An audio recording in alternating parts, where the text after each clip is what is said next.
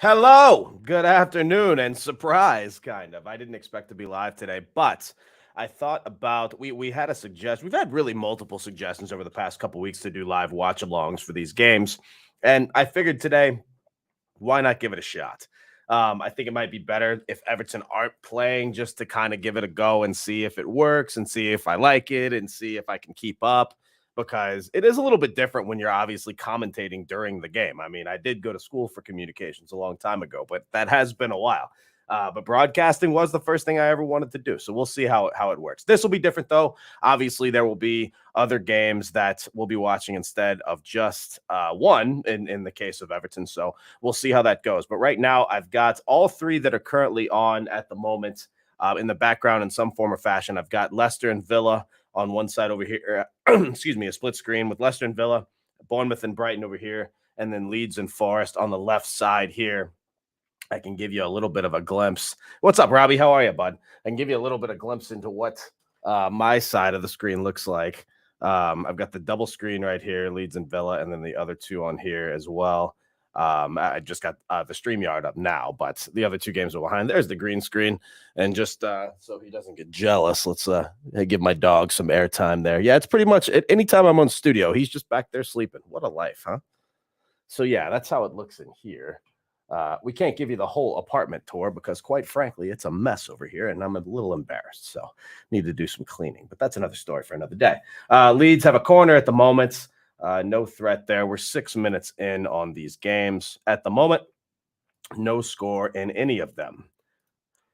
But as far as rooting interests, I don't really know. I mean, I hope both Leeds and Forest find a way to lose. But other than that, I don't have much of a rooting. I guess we're all kind of rooting for Brighton today to keep Bournemouth down. Hey, speaking of that, Brighton have an odd man rush 2-on-1, and that is not to be on goal. They do earn a corner, though. So let's see what happens in that. Not too much action in Leicester and Villa, which was not unsurprising to say the least.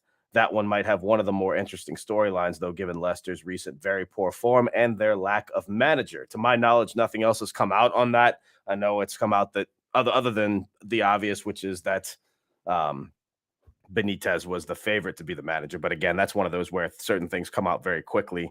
You never know what to actually believe and what to take with a grain of salt. So Forest have a corner now. And nothing much there. I think they might have earned another, though. Yes, that'll be a retake of the corner. That game is at Ellen Road. Forest are one of the more poor away, or really the most poor away team in the league this season. So I don't expect them to get anything out of this, but we shall see. I do wish I could put these games on screen, but legal things, and we don't want to get in that much trouble, do we?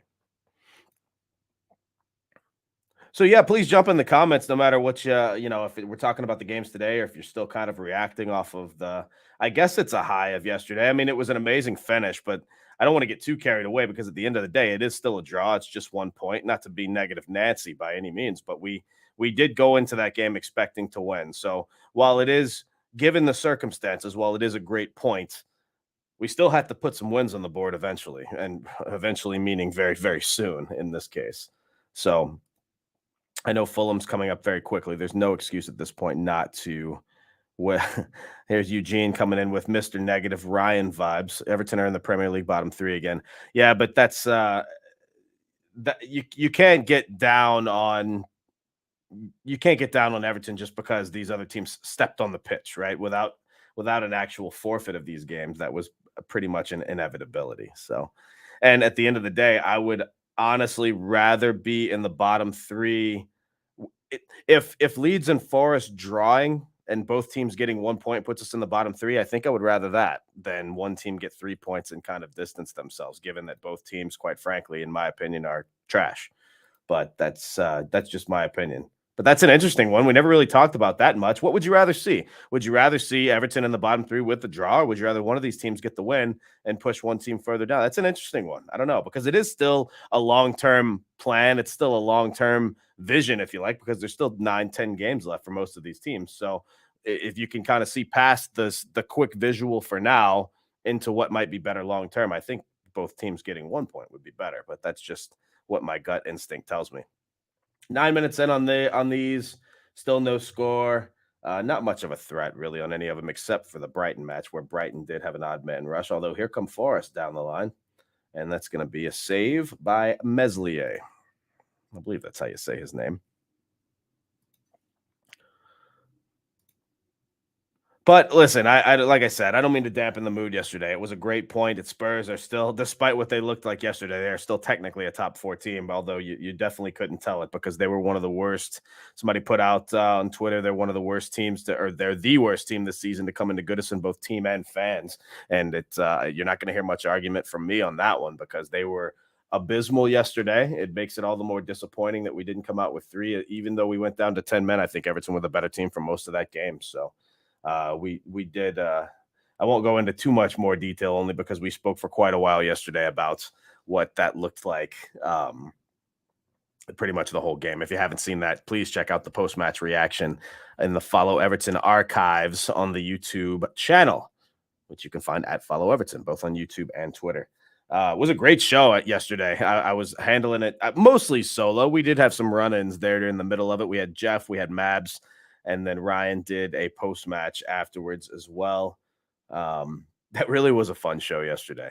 It went a little bit longer than I thought it would, but when people started to jump in and give their reaction to what was a fun outing, the Follow Everton crew had the executive box yesterday, so I wanted to get a few of those experiences on the post-match reaction, and it really was a great time. All right, still no score here. Not much to report as of yet. Which games are you guys watching? If you're seeing that, that might be that's a goal. Quickly on the counter. That's Forest up one. Look at this. Ellen Road a stun. Forest up 1-0. Yeah, that was kind of a quick counter attack, and almost looked like it scored for this. Forest with a couple quick passes and a quick strike, and that's in the back of the net. It's 1-0 to Forest at Ellen Road. Let's see. I want to see this one again. It's a great finish, low and away to the keeper's left. And Steve Cooper's bunch are up 1-0 on the road. Let's see this one again. Leeds look like they had this one, excuse me, under control. Forest get it back. A couple of 1-2 passes, a great sequence, sends him through. The initial pass might have been, or excuse me, the initial recipient of the pass might have been offside, but he lets his player overlap. It's passed to the center of the box. Quick one touch around the defender, and it's in the back of the net. That's a great goal. The Leeds, I'm not sure who that is. A Leeds looks, it might have been, it can't be Ginato. He's not playing. A Leeds, looks like a Leeds midfielder tried to jump the pass and just missed it, and gave the Forest player a little bit of space. But regardless, it's 1-0. Leeds coming back the other way, and it's just missed the nets. So there's your first goal of the day. We are on 12 and a half minutes. And as soon as Chelsea and Liverpool start here in 2 minutes, I'll try to get that game up as well. And we will see how that one is going to look. I am on the same streaming service for a couple of these games, so I'm not sure how many separate windows they're going to let me open. I wasn't even sure if they were going to let me open the second one, but if that's the case, I will run and I'll try and do it on a laptop. But again, it'll still be the same Peacock account. So Peacock is the streaming service that we use here in the good old USA for our Premier League coverage. What's up, Paul? Thank you, buddy. I appreciate that. This is fun. I am having more fun than I thought I would be having so far. So this is doing well.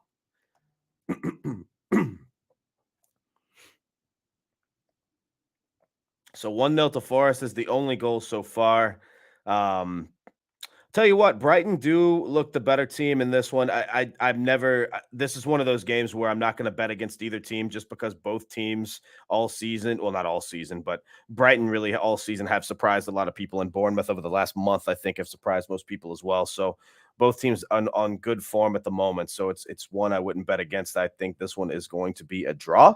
And I could see either one nicking out one late. Now, Leicester and Villa, your guess is as good as mine because I don't think it's not, you can't have a new manager bounce without a new manager, right? So it's not really that category. Now it is a different person taking the reins, but to my knowledge, it's the Leicester coaches that have remained on board and have been taking training. So it's a voice that they've heard all season, meaning it's really at this point down to the players, in my opinion, and they're facing a team that's on good form in Aston Villa.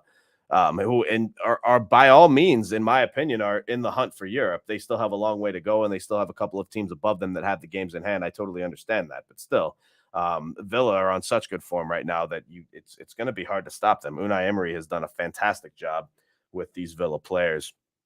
Given that when he took over, I want to say what were Villa like 17th, right above the drop zone when Unai Emery took over, I think. So to say that that's quite a turnaround is an understatement.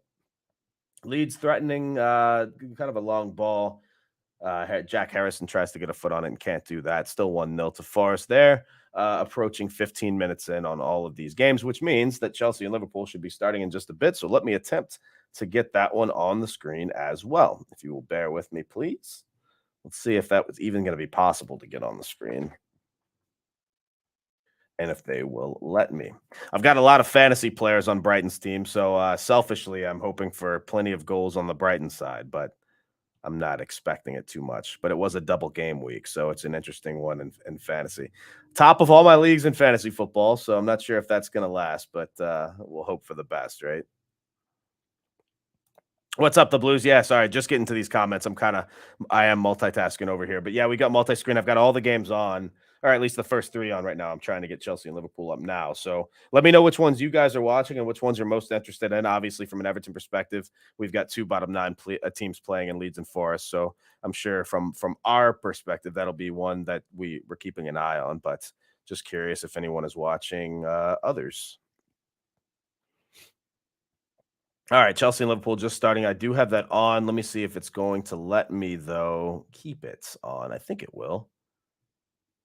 Reece James with an interesting hairstyle. I don't know what that's about. Apparently dyed his hair blonde in the last couple of weeks. Chelsea with set piece early, not much doing there. And we are about 2 minutes in, or about a minute and a half in, I should say, to that one. Darwin Nunez getting the start up top for Liverpool today. That's a different look than we saw for Liverpool against Man City the other day. I'm not sure what other lineup changes they've made or for any of these have made for that matter. I didn't get a look at team news. This was kind of a very impromptu idea, but I like it. I think it's going to go well. Who knows? I'm not sure if I'm going to do this for Everton or not, only because I don't know. When I'm watching Everton, obviously, well, I was going to say I get way into it, but to be fair, that's something that people would want to see. I would assume emotional reactions and things like that. But I'm kind of all over the place when I'm doing that. Plus, it's more so like I wonder if I can pay attention to the games as much if I'm doing this. Probably easier to do when you're just watching one game rather than four. But hey, worst case scenario, we just do this and have fun with it, and it's not for me, and then we'll move along. But I do think I'll have fun with it, so it should be fun. All right, let's see. Let's get this game back up. I'm going to try and reduce this a little bit in space and get the triple on one screen. Oh, you know what? We don't have to do that, actually. We can get the split screen on both monitors. So let's do that. We'll have 2 on one and 2 on the other. Going to have on the left side Leeds and Forest and Bournemouth and Brighton. And on the right, we will have Leicester and Villa and Chelsea and Liverpool. All right, perfect. Thank you guys for bearing with me. I appreciate it. And as always, thanks for joining. Paul, I really wish you were a very hot person, a hot female, I should say. But I do love you anyway. But don't put yourself through it, Chris. You'll regret it. What you mean? Put myself through what? Watching Everton on the watch along? Flash your scores up, please scrolling along the bottom. Okay, I don't know exactly how to do that, but yes, that is something I want to do. I think that's why this is sort of a trial run, because I want to figure out as we go along how to do that. But yes, that is something I want to do eventually. I agree with the Blues. I think we need to draw on that Forest game. Now, with that, we were just talking before you got here. With that might come Everton's visual that we're in the bottom 3, but I don't care. I think long-term a draw actually helps us the most. So even if we have to go into this weekend's games, quote unquote, in the bottom 3, I think it's a better result. The watch along, I don't know, man. It's gonna be interesting. Like if I were to watch, I think it'd be painful for a lot of people, right? Like I said, it might take away from me actually focusing on the game, which obviously now I need to do more so, given that I'll be doing the post matches and trying to break down things alongside and all that kind of stuff. We'll see. I don't know. It's an idea right now. I'm not gonna commit to it.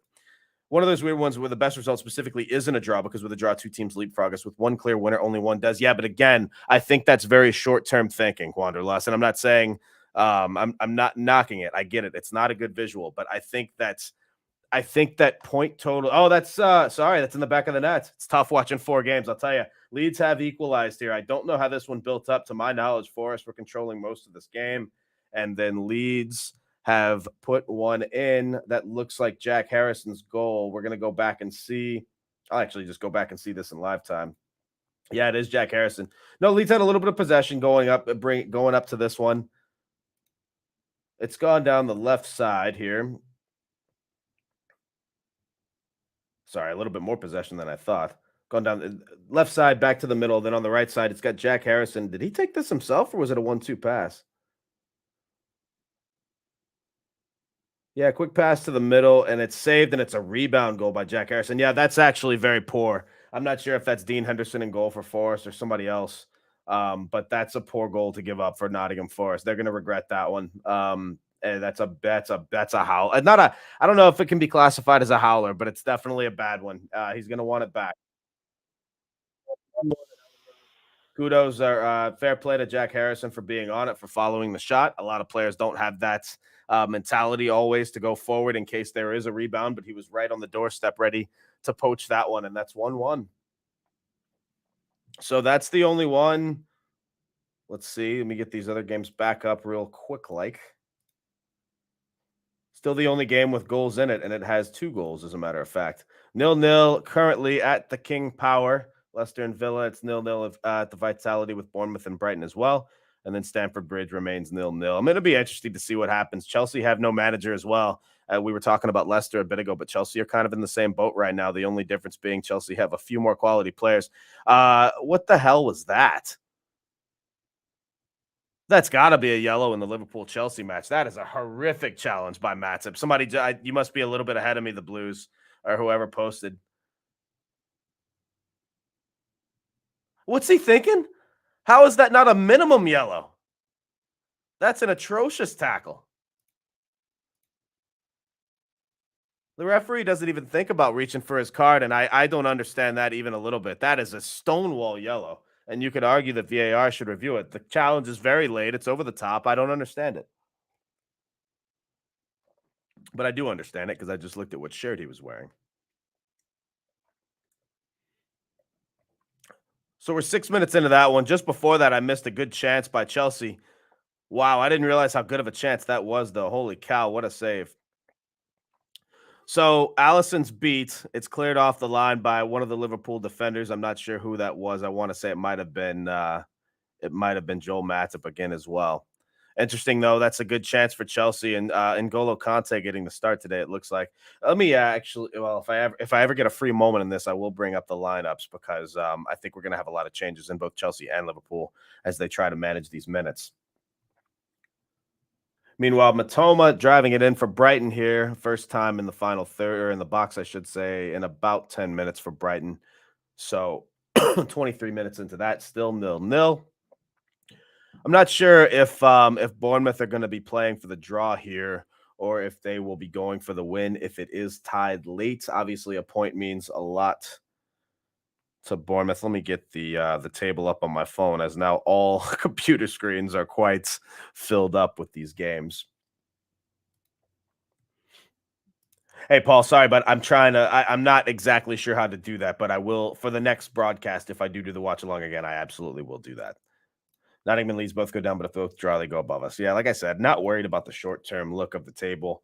I mean, I'll have a look at it just because, but this puts us down in 18th. But you got to remember, let's just pretend that these results hold. If it's a draw at Ellen Road, yes, technically both teams are above us, but Leeds are only up on goal difference, and Forest are up by 1 point with horrible goal difference as well, and we'll all be on the same games played. Whereas I just like our chances going forward, given the way they look.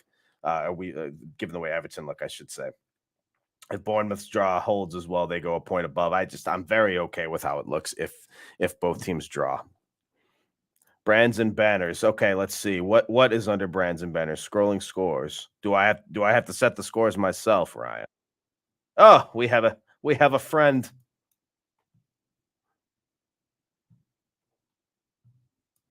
Someone might be jumping on. Let's see. We might just have Ryan in the background here trying to set the scrolling scores. So we might get our wish here. All right, back to these games. Every time I jump, oh, we have a goal here. That's what I get for looking at myself too much on stream. That's a goal. Is that Ollie Watkins? No, it's not Ollie Watkins, but it is a goal for Villa, I believe. Oh, it is Ollie Watkins. I take it back. All Ollie Watkins does is score, ladies and gentlemen. Villa are up 1-0 on Leicester. It is being reviewed, though, possible offside. If he's offside, it's by his fingernail because it's very, very clear that Leicester's defender's foot is behind Ollie Watkins, but it's a matter of now where we want to draw the line. Where is his arm going to be? I hate even speculating about this nonsense because they draw the lines wherever they want, and you can't convince me otherwise. Let's see what they rule here. They've drawn the line onside, so that goal will stand. It is 1-0 to Aston Villa. It's a great through ball. I'm not sure who sent Ollie Watkins off. Nonetheless, Ollie Watkins puts the ball in the back of the net. It is 1-0 to Aston Villa on 25 minutes at the King Power Stadium. Leicester continue their dreadful form. It's not the first time they've gone down, though, in a game, and they have been able to come back before. Who knows how they'll respond to this? We all keep saying the same thing. Leicester score a lot of goals. They have the most goals out of the bottom nine, but it doesn't matter if you can't put it together at the right time. And all Leicester are doing at the moment is not winning. So I'll believe it when I see it at this point. 1-0 to Villa. They continue their great form. I continue my great fantasy form because I've kept Ollie Watkins for the last few weeks. Hey, maybe I should start doing a fantasy football show, by the way. There we go. Scrolling scores thanks to our wonderful administrator here. Now, is this something that do I have to update this, or is this something that updates kind of by itself? We're all figuring this out as we go along, ladies and gentlemen. So thank you for thank you for bearing with me. I appreciate it. Even if I have to update it, I'll figure out a way to do it. All right, let's continue this. Try and get all these games up. Yeah, I think what I'll do next time, if I do this again, I will have the stream. It's a great cross in, saved by Kepa. Liverpool threatening here at Stamford Bridge. If I were to do this again, I might for the stream just have a laptop here and then just have the games here. That way I can keep up with the comments because these are all on computer screens. I do have a laptop. The only issue with it is it's not a very fast one. That's a goal, though, at the Vitality. Brighton take a 1-0 lead. Now, that's a game where we have no question about what our rooting interest will be. We're all pulling for Brighton. And let's see who gets the goal. I just saw the celebration. It looks like it might be Solly March, but I'm not sure.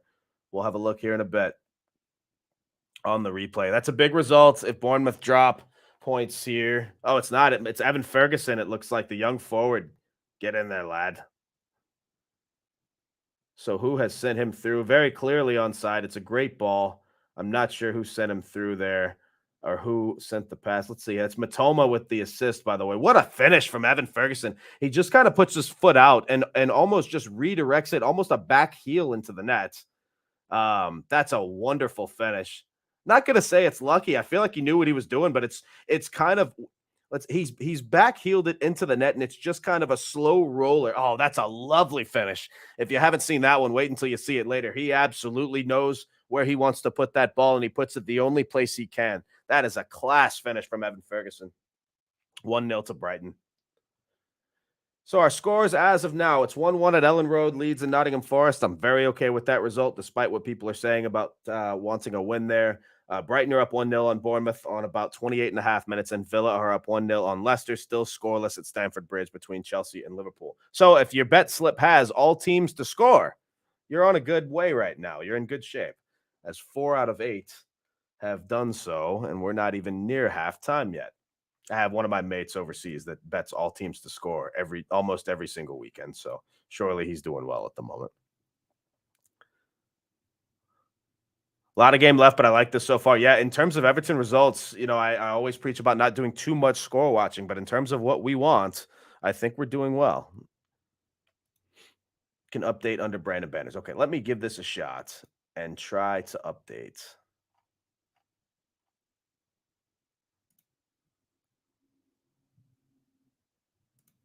Score predictions. Anyone want to do that?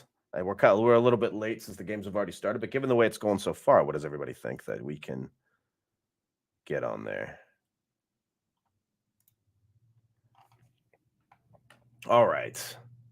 Thank you, Mark. Good to see you, bud. Thanks for tuning in. Thanks to everybody for tuning in right now. If you haven't liked us already, please do so. We always appreciate the support.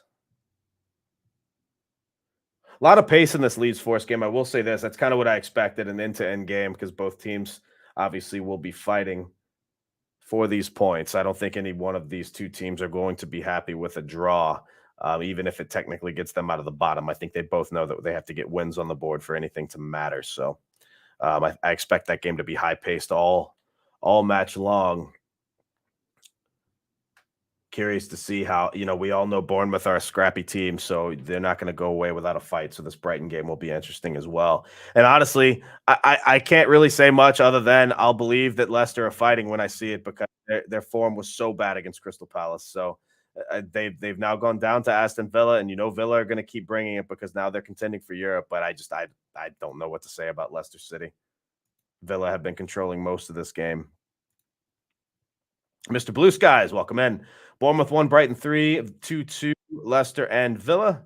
And then 4-2 Leeds, huh? That's a lot of goals, my friend. You must have bet the over on all of these games.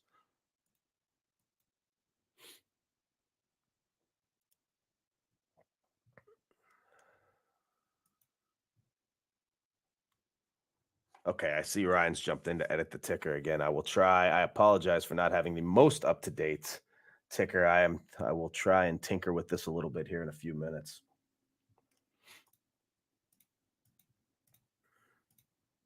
It's going well though so far. This is fun.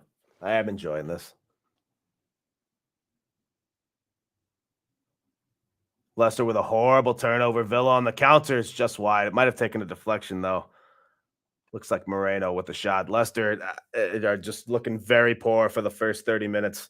Not much of a threat and very, very shaky on defense and in the midfield. So it'll be interesting if Villa can find a second because at that point, I don't really know how Leicester, yes, they've scored the most goals, but the defense has been wide open. And at this point, it's almost let me get the table up because I want to see what Leicester are on goal difference.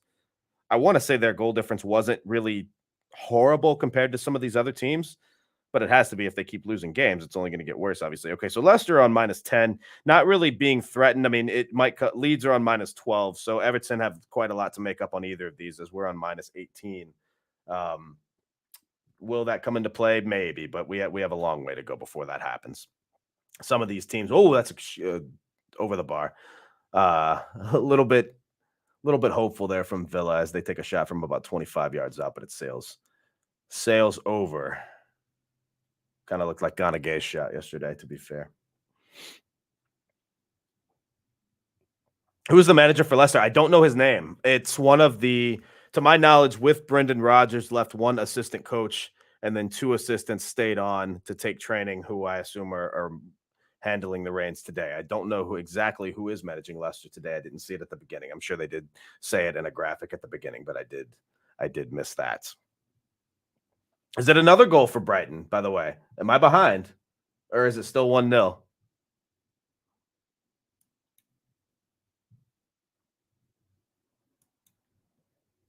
Looks like it's just still 1-0. Okay. Just making sure. Everybody was excited recently. So, to my knowledge, all of these games are fairly up to date. Usually our coverage is pretty good. Sometimes I will have to say, though, to my mates overseas, hey, no spoilers. Don't text me or I'll have to turn my WhatsApp off. That was one of the worst. I mean, it was a great result, but last season against Newcastle, that was the one where we went down to 10 men and then Alex Iwobi gets the goal late. What was it? Like how many minutes of stoppage time? Was it 17 or something like that? Whatever it was, we score in the 99th minute and I get a text like in about the 98th or 98 and a half or whatever it was, about 30 seconds before it happened, from 4 or 5 people, it will be. And I'm just like, no. Like, I mean, I was still happy, but it ruined what was going to be a jump out of my seat moment. Um, Especially given how that game gone, just an absurd sending off. That was the game where the lad tied himself to the goalpost as well. That was just a weird day all around, to say the least. And then Everton, not to mention that was a must win last season in terms of, like a lot of them were, in terms of just getting points on the board and given how the other teams were all winning as well. Wait till you see this finish, by the way, by Evan Ferguson, if you haven't already. Get in there, Brighton. Unfortunately, I have 3 Brighton players, and one of them is unfortunately not Evan Ferguson. But Matoma gets the assist. I do have him. Mad they've now got a good striker, Brighton. They'll finish top 4 next season.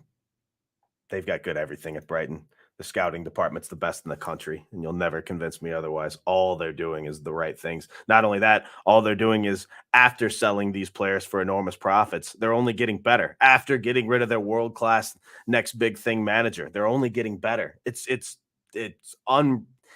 maddening for a lot of reasons. One, you don't see how they're doing it, and two, it makes us look 10 times worse for obvious reasons. So here come Leeds crossing to the middle. No threat there. It's out for a deep throw in for Leeds United. Leeds controlling most of the pace lately, though. I fully expect Leeds to find a way to win this game. Forest take an early lead, but it was a goalkeeping mistake that really lets Leeds back into it.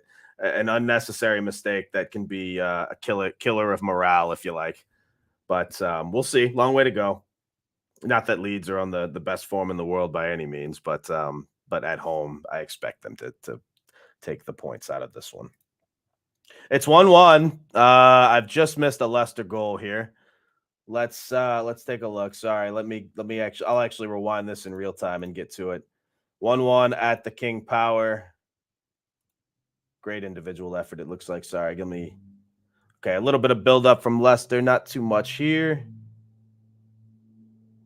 We were just talking about how Leicester can score goals, and here we go. We had to wait until we saw that. Looks like Harvey Barnes. Great individual effort and a great finish. I don't know if Martinez tries to come out and cut off the angle a little bit. It is a great finish, so I'm going to give credit where credit's due there. But he picked that much of a pocket to score. Great finish by Harvey Barnes. I'm just going to give him credit here. I don't think it's a goalkeeping mistake on Martinez because he cuts off the angle for the most part, but he puts it absolute bottom corner, right where it needed to be, and that's 1-0. I don't think there's any shout for offside here. No, it doesn't really look too close. The man in the middle, I believe that's Jamie Vardy, might have been, but the pass wasn't anywhere near him. So great finish there, and we move on. It's 1-1 at the King Power. Just watching this finish again. Yeah, Chris, I didn't either, mate. It was kind of just an idea I had about an hour ago. I said, do I want to give this a shot, and do I want to, especially with 4 games going? But figure why not? If I'm going to get thrown to the Lions, I'm throwing myself to the Lions. Let me be clear. If that's going to happen, I might as well do it with 4. Because if you can do it with 4, you feel like it would be easier to do it with 1, right? All right, let's get this back live again. Almost to 37 minutes here. Still 0-0 at Stamford Bridge. I've been paying the least attention to that game, so I don't know who's been going. I don't know where the pace has been back and forth or the possession or anything like that. Bournemouth with a great chance there. Great defending by Estupinian for Brighton.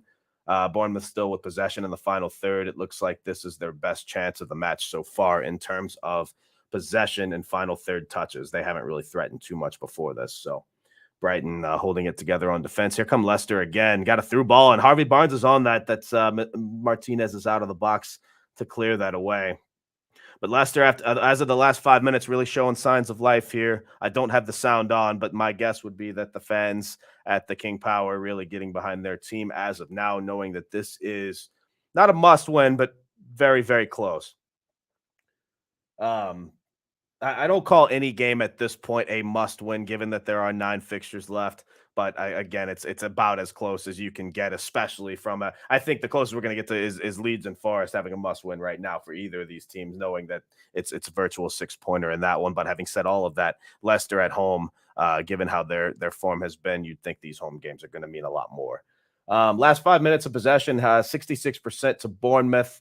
This, as I said, this is kind of their best chance of the match. However, Brighton do have possession as of now and are threatening just a little bit.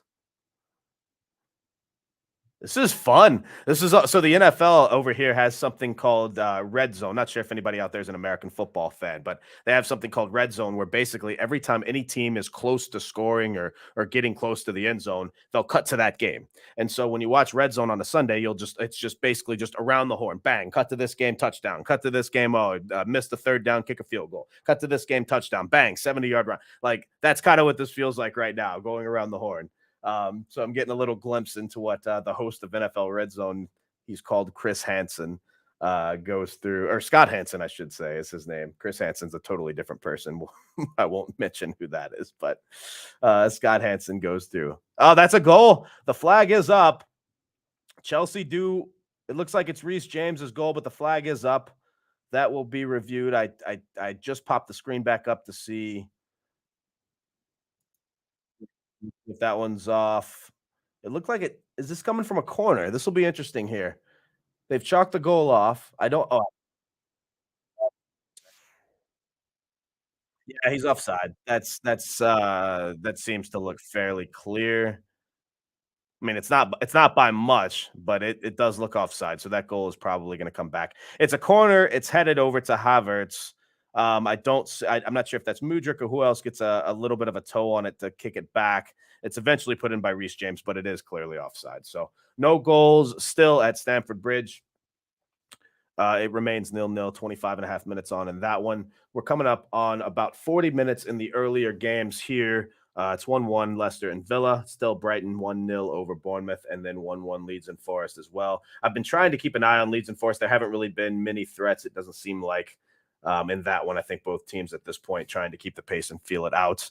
And then Leicester have actually controlled more of the narrative in the last 10 to 15 minutes here at the King Power, really showing some belief, which they need.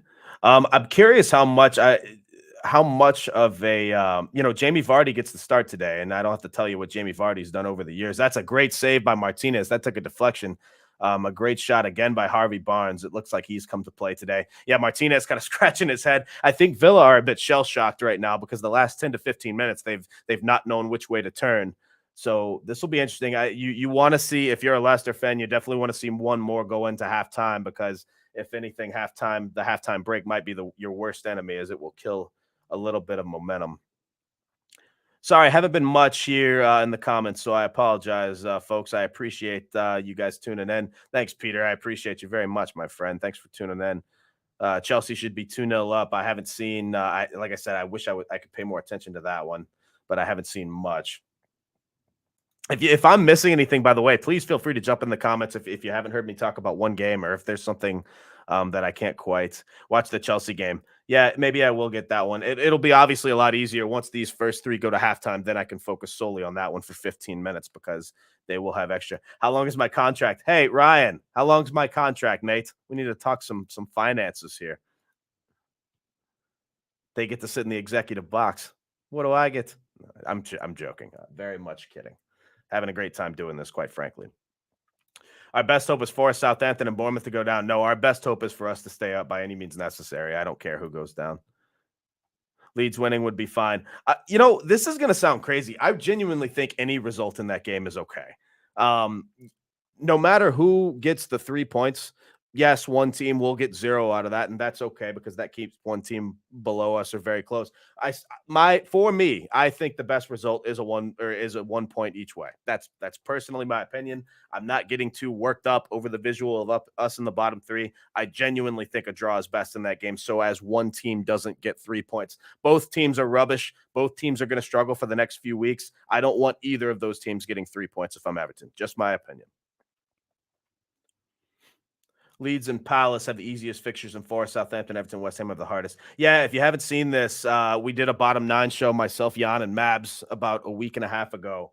It's in the archives on the Follow Everton YouTube channel. We go into great detail on a lot of this. Crystal Palace have by far the easiest fixtures, and Everton, from our number algorithm, have near the worst. West Ham also have some difficult ones, not to mention they're still in Europe and have a lot of fixture congestion. But they did get the win yesterday, which is quite vital for them. I don't know. I don't think Forest winning would be a disaster. I don't think it would be good, but I don't think it would be. Nothing is the end of the world. I know I'm trying to be the calm under panic right now, because a lot of people are panicking. I totally understand that. That's a great chance for Brighton, by the way, for Bournemouth, by the way, just missed. Kevin McAllister having a bit of a Alexis McAllister, Kevin McAllister, good Lord, Home Alone on the brain. Alexis McAllister having a little bit of an issue and coming off. I'm not sure if that is going to be out with an injury or if he's just coming to get treatment on the sidelines. We are in the 45th minute here, so my guess would be he'll just be off for the rest of the half and assessed at halftime. It looks like he has taken a little bit of a shove from what looks like Traore for Bournemouth, but it looked very innocent. Didn't look like it was anything that should injure him. So we'll see. Stoppage time coming in these games. Let's try and get back live. I was a bit behind in the Leeds and Forest match. 30 minutes played at Stamford Bridge. We're still 0-0. Brighton on the threat here. A little bit of a counter with some numbers up. Can they get another right before halftime? They've got a bit of it looks like a 3-on-3 now. Nothing doing as of yet. Looks like we'll have 5 minutes of added time. Good. What happened there? That can't be right. 5 minutes of added time and at the Vitality for Bournemouth and Brighton. I don't. Yeah, I must have missed some sort of longer injury, I guess, because I know McAllister was down for a bit, but it didn't seem like it was that long. 2 minutes of added time at Ellen Road. Not sure at the King Power yet. We'll get to that in just a bit. Draw against Villa and Leicester isn't ideal. It's better than a Leicester win. I can tell you that. Here come Brighton. It's a good shot, but an easy save for Bournemouth. It's a shot at Ellen Road. That's a goal. Great strike there. That's 2-1 to Leeds. Little bit of a touch to the center of the box.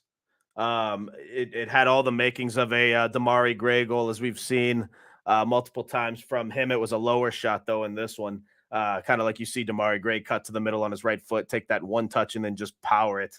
And that's what this was. A great strike low and away. Leeds are up 2-1. I didn't see the build-up, but I don't think there's going to be anything offside-wise or anything that's going to be chalking this one off. All right, Pete, thanks for stopping by, buddy. Hope to see you next time.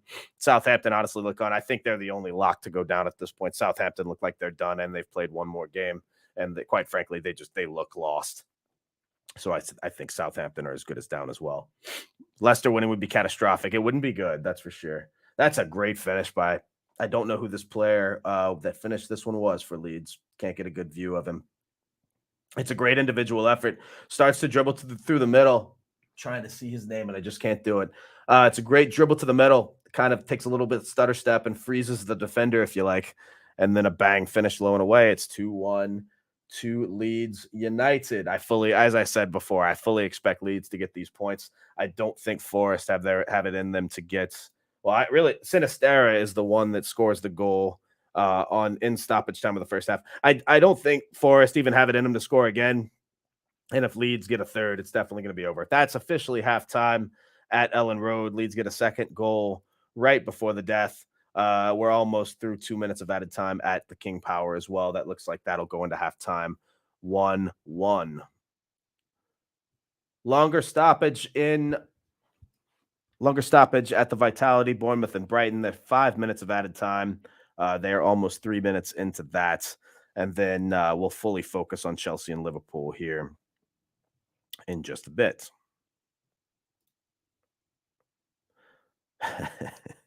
Well played. Yeah, this is actually, that would be the perfect scenario, wouldn't? Get in there, Jeff. What's up, buddy? Good to see you.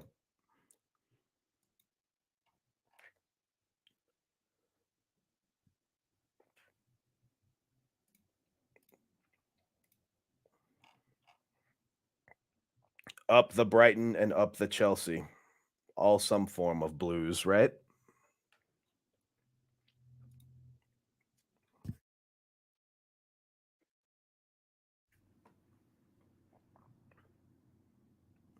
Not much of a threat here in the last few seconds of the Bournemouth and Brighton match.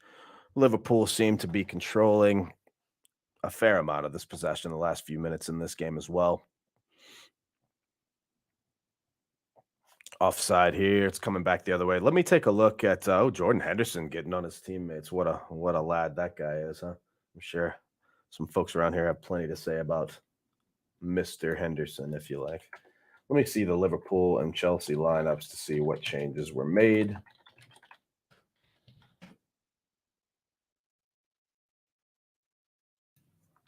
Get that going right here. Is it officially halftime yet? I believe it is. Sorry, give me 1 second, everybody. Nope, still going. About 30 seconds left for Bournemouth and Brighton. Jeff, it's good, buddy. Things are going well. Can't complain at all. Quite hungry. I should have gotten some food beforehand, but then I realized I'll be stuck here for a couple hours without. So maybe I'll order a takeaway or something. We shall see. I don't keep. I'm one of those guys that I go to the grocery store when I realize I've run out of food. Great chance, actually, just on the counter for Bournemouth. They can't quite finish. Solanke with an opportunity in the middle off of a cross, and it's just gone wide. So that should do it for the first half. That's a great through. That actually might have been offside on the left side anyway. So I'm curious, had that one gone in, that might have come back. Okay, let's see the lineups here.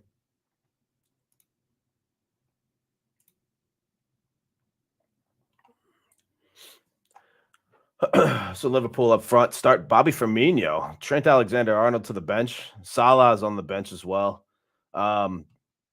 Interesting decisions given Liverpool's position in the table. I understand tired legs do play into things, but you'd think at that point you're trying to get everything you can out of these games, especially against the Chelsea side that's been a little bit suspect lately.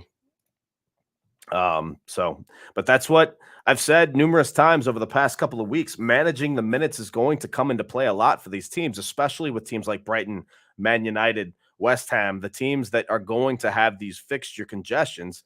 Man United and Brighton, of course, still in the last four of the FA Cup.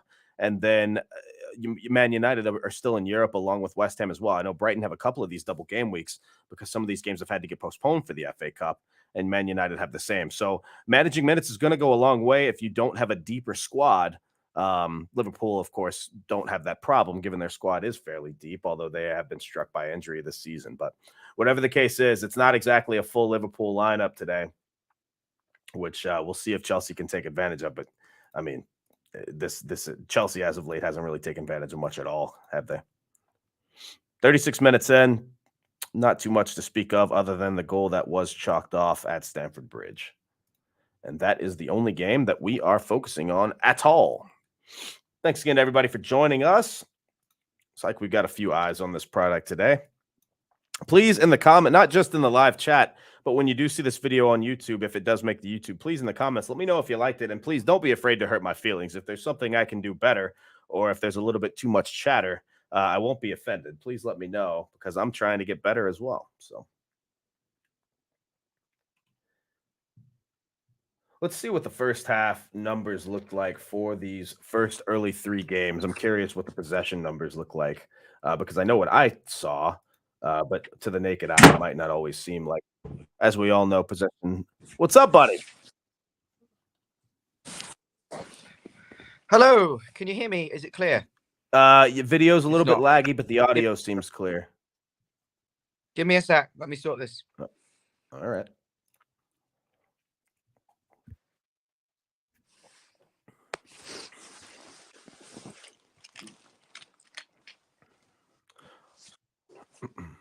All right, possession numbers in Brighton and Bournemouth. Brighton with 61% of the possession. I actually thought they had a little bit more than that, so that's somewhat surprising. Villa with 61% of the possession as well over Leicester. I'm assuming that most of Leicester's possession came in the last 15 minutes of that half because for the most part, the first 30 were all to Villa, and then 76% possession for Leeds. And quite frankly, that might get worse for Nottingham Forest. It's going to be tough for them to find goals. 9 shots for Leeds, 3 on target.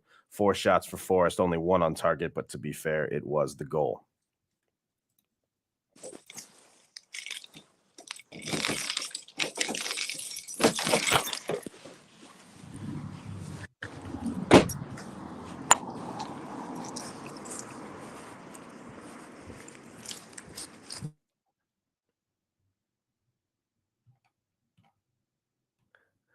Pretty even at Stamford Bridge.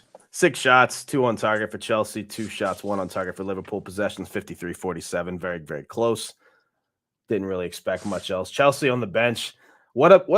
How's this for a bench? Mason Mount, Raheem Sterling, Mudryk, Edward Mendy, Loftus-Cheek, Christian Pulisic, Conor Gallagher. You could make a starting lineup for a lot of teams out of that, just that bench. And meanwhile, N'Golo Kante finds himself back in the starting lineup. Ben Chilwell gets back in as well, along with the normal Chelsea folks. So, going to be an interesting game because my guess is that there will be some halftime subs. We know Jurgen Klopp doesn't usually wait long to make some of these subs if he sees that things aren't exactly going up to par. So I expect to see Mo Salah at halftime. Not sure if we're going to see Trent Alexander-Arnold today. We might, given the fact that it's not really a quote-unquote we're going to defend game. So if you're going to chase a goal, then you put someone like Trent on who can attack because he certainly can't defend to save his life. I don't think that's any secret. Ryan, where are you? I'm here. Can you see and hear me? Yeah, where are you? I'm sat in the car. Oh, okay. Do you have better Wi-Fi in the car? For some reason, my parents' house is like a black hole, and I was getting a 3G signal inside, and I thought, not a chance. I'm going to step out. 4G outside, but it's not crystal clear, so I'm not gonna be with you for too long, and I don't want to ruin your stream with a poor signal. No worries. It's actually looking really good right now. Things are going well. Okay, maybe my upload speed is good, but my download speed is comparable with Jeff's. Yeah.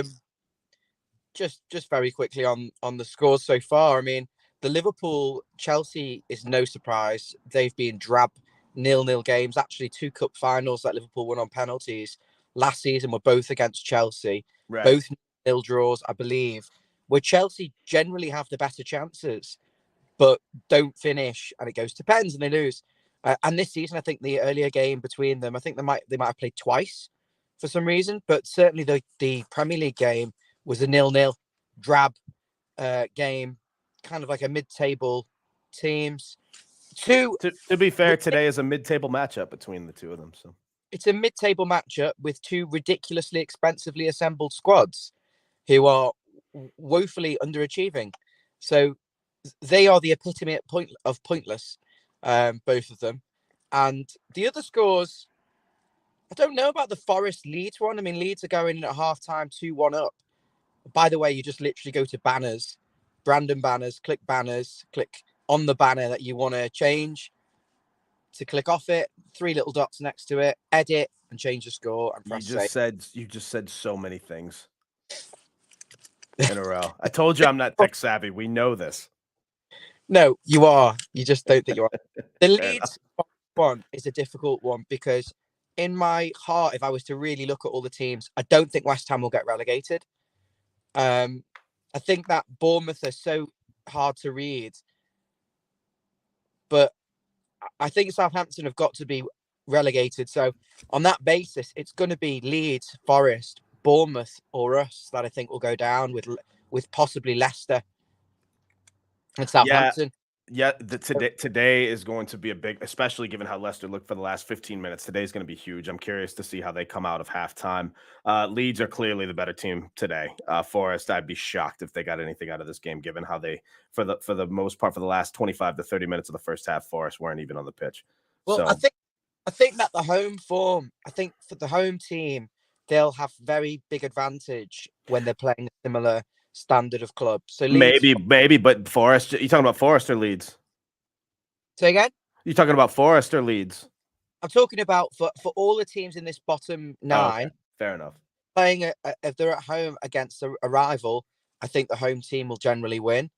And I think against anyone else, I think it doesn't really matter because I think they are weak. There's not much between them.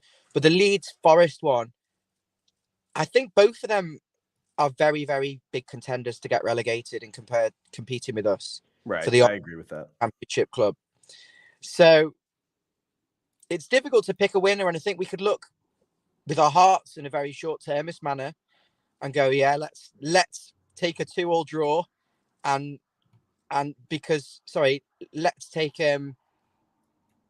let's take a Leeds win or something, or a Forest win because it keeps us in a certain position in the league, when actually we need to look at the bigger picture. And I think a draw, although both teams would go above us, looking at the bigger picture, in the long run, it's just a point split between them rather than one team getting a full 3. So it's difficult with that, Chris. I fully agree with you. I'm trying to think long term, and if you can get past looking at just the visual today, I think a draw is the best result. Currently, as it stands, with Bournemouth trailing and Leicester in a drawing position, and Forest trailing. Everton are actually in 16th. The 15th, 18th teams are on 27 points. Leicester on 26, and Everton only trail West Ham on goal difference. But again, that's so much will change, obviously, this week, but even in the next 45 minutes. So it'll be interesting. As we discussed on previous streams, how much of this is down to managers and getting rid of a toxic manager or a poor manager, and how much is it bad players? And the Leicester one, for me, they're good players generally. So getting rid of the manager, I'm intrigued to see how they do today. And as you talked about before, they're drawing with Aston Villa. Ollie Watkins with another goal. He's on fire. I would expect a draw probably in that game before kickoff anyway, given the whole context and the circumstances with Brendan going and Villa being not quite a top club, but being kind of middle of the road. Right. They are better than Leicester, but I think the home advantage also works in their favour. So I wouldn't be surprised for a draw, but of course we're pining. We're all massive Aston Villa fans for the next 45 minutes, and we should be sick to the stomach that we actually have been put in this position. By the way, let's remember this. As good as your stream has been, and I've been listening to the whole thing while I've been doing some things that I've had no choice but to do, and we'll have to go back to in a moment. We should never really be needing to do a stream for these sorts of fixtures. We should all be disinterested, and possibly the only game we're watching is the Liverpool-Chelsea, rooting for Chelsea. But actually, we've all been dragged into this stupid relegation fight, and we have to support these stupid teams like Villa, who we don't like. Anyway, and then the only other game is the Brighton-Bournemouth one. Bournemouth's so inconsistent, you just don't know what you're going to get with them. But No you feel idea. they're not that bad. Chris, every time I've watched them, mate, they've not been poor. No, especially in the last month, they really. It's not even just about, I preach all the time that they're not taking no for an answer, but it's more than that. They actually look like a decent football team today. A little bit of an exception. Brighton are clearly the better side so far, but it's still a tale of two halves. But no, I agree with that. If you took the title off and you didn't tell me how many points Bournemouth had, and you just showed me their past 4 games, I'd sit there and tell you they might be an 8th or 9th place team. They've looked very good. Can we also actually, if you're new here, make sure you subscribe. But regardless, like the video, because I think Chris, this could be a revelation, because not all of us are going to sit at home with things going on and have all 4 fixtures or 6 games on. But we actually do want to know what's going on, and this is far better than listening to any radio station or BBC or something. So this, you the way you're breaking it down, certainly with the Everton bias as well, is really good. So hit the like button for Chris, who's been a magnificent. Unfortunately, he's only on a 1-month contract, and I've heard from his agent, and it's quite a big deal to bring him in on a full-time contract. And there's High also demand. We don't quite like the terms. He spends 3 months per year in England at every single home and away. So we give him we've given him the most senior role at the club at the moment, which is chief assistant host. Chief assistant. You believe that? That's what I've been given. Nobody can go above me because I founded this channel. But you are with Jan and Stevie, the lead host, but you're doing more than them at the moment. So you might have to have another tier. I just can't, because you're too soon. I understand. Listen, I have no problem paying my dues and earning my stripes. Trust me. Real quick, I appreciate the kind words, Ryan, by the way. Thanks very much. Mr. Blue Skies has said 8-game ban. You saw me touch on that on Twitter. What say you, real quick, thoughts on that? It's a bit harsh. I think I've seen worse things, and on that basis, you might as well give Decore an 8-game ban, because he pushed someone in the face, and all the other guys. I know it's the ref, and you've got it, but they're swearing at him all the time. They're effing and blinding at the referees. End game. And that's the only difference, right? Because every single game you see 8 players around the ref all doing this. And all it takes is about 2 more inches, or if somebody pushes you in the back, and then all of a sudden you've hit the referee like that. What do you get, 8 games for that too? And that's why I think that is a dangerous precedent to set, because now listen, I'm all for it if it works, because if you ban multiple people like that, if let's just say 5 players get this 8-game ban, then this nonsense will probably stop. But the problem's going to be when Mitrovic is the only person to get an 8-game ban, and then someone does something similar and either gets nothing, 1, whatever the case. So I think this is a bit of a bluff, in my opinion. But comes down to consistency. So if it's a precedent set and it's going to be the same for other things, then of course, then 8 games. Okay, you're coming down hard on him. I think it's ridiculously excessive. I think a 5-game ban would have been okay. Right. But he has. Sorry, what's my point? Mitrovic, a little bit of a history of. Yeah, you got to do it for, if you're doing it for one, you got to do it for them all. Right. Who have aggressive behaviour. Clamp down on the swearing. You see it all the time. They're saying F off to the refs and you're a fucking joke and all this sort of stuff. So where are you going to draw the line with it? Because what will happen, you're right, Chris, it'll be him as an 8-game ban. It'll happen again and it'll be a different ban. And you know what? I believe that there is corruption in the league to the point where they create stories like this because this creates headlines, this creates media, this sells papers, this gets people clicking on articles. By giving him an 8-game ban, it creates that. So, and the fact that the inconsistency of, for example, if it happens again and it's a 4 or a 5-game ban, again, it creates talking points for the media and for topics and Sky Sports. So actually, they don't mind it. Otherwise, it'd be boring. So Right. they have to sort of create this. And as Stu Didsbury saying, Nias got a 6-game ban for diving. I don't think it was 6-game, but it was something ridiculous. And Robbie's coming in there, actually. Sorry, Robbie. I wasn't drunk last night. I had no alcohol. I didn't have a single I was the only one there who didn't touch alcohol. And Poor lad. Yeah, I was the designated driver and I organized the whole thing. And the Blues, I want to see this on a banner at Goodison Park here in a couple weeks. Oh, you'll be pleased to see that Chris is now on the banner. Let me show you this. I spent all afternoon doing this. By the way, great job, by the way. This is our little studio. Oh, it's a background. It's not going to work. Okay, let's show the theme tune.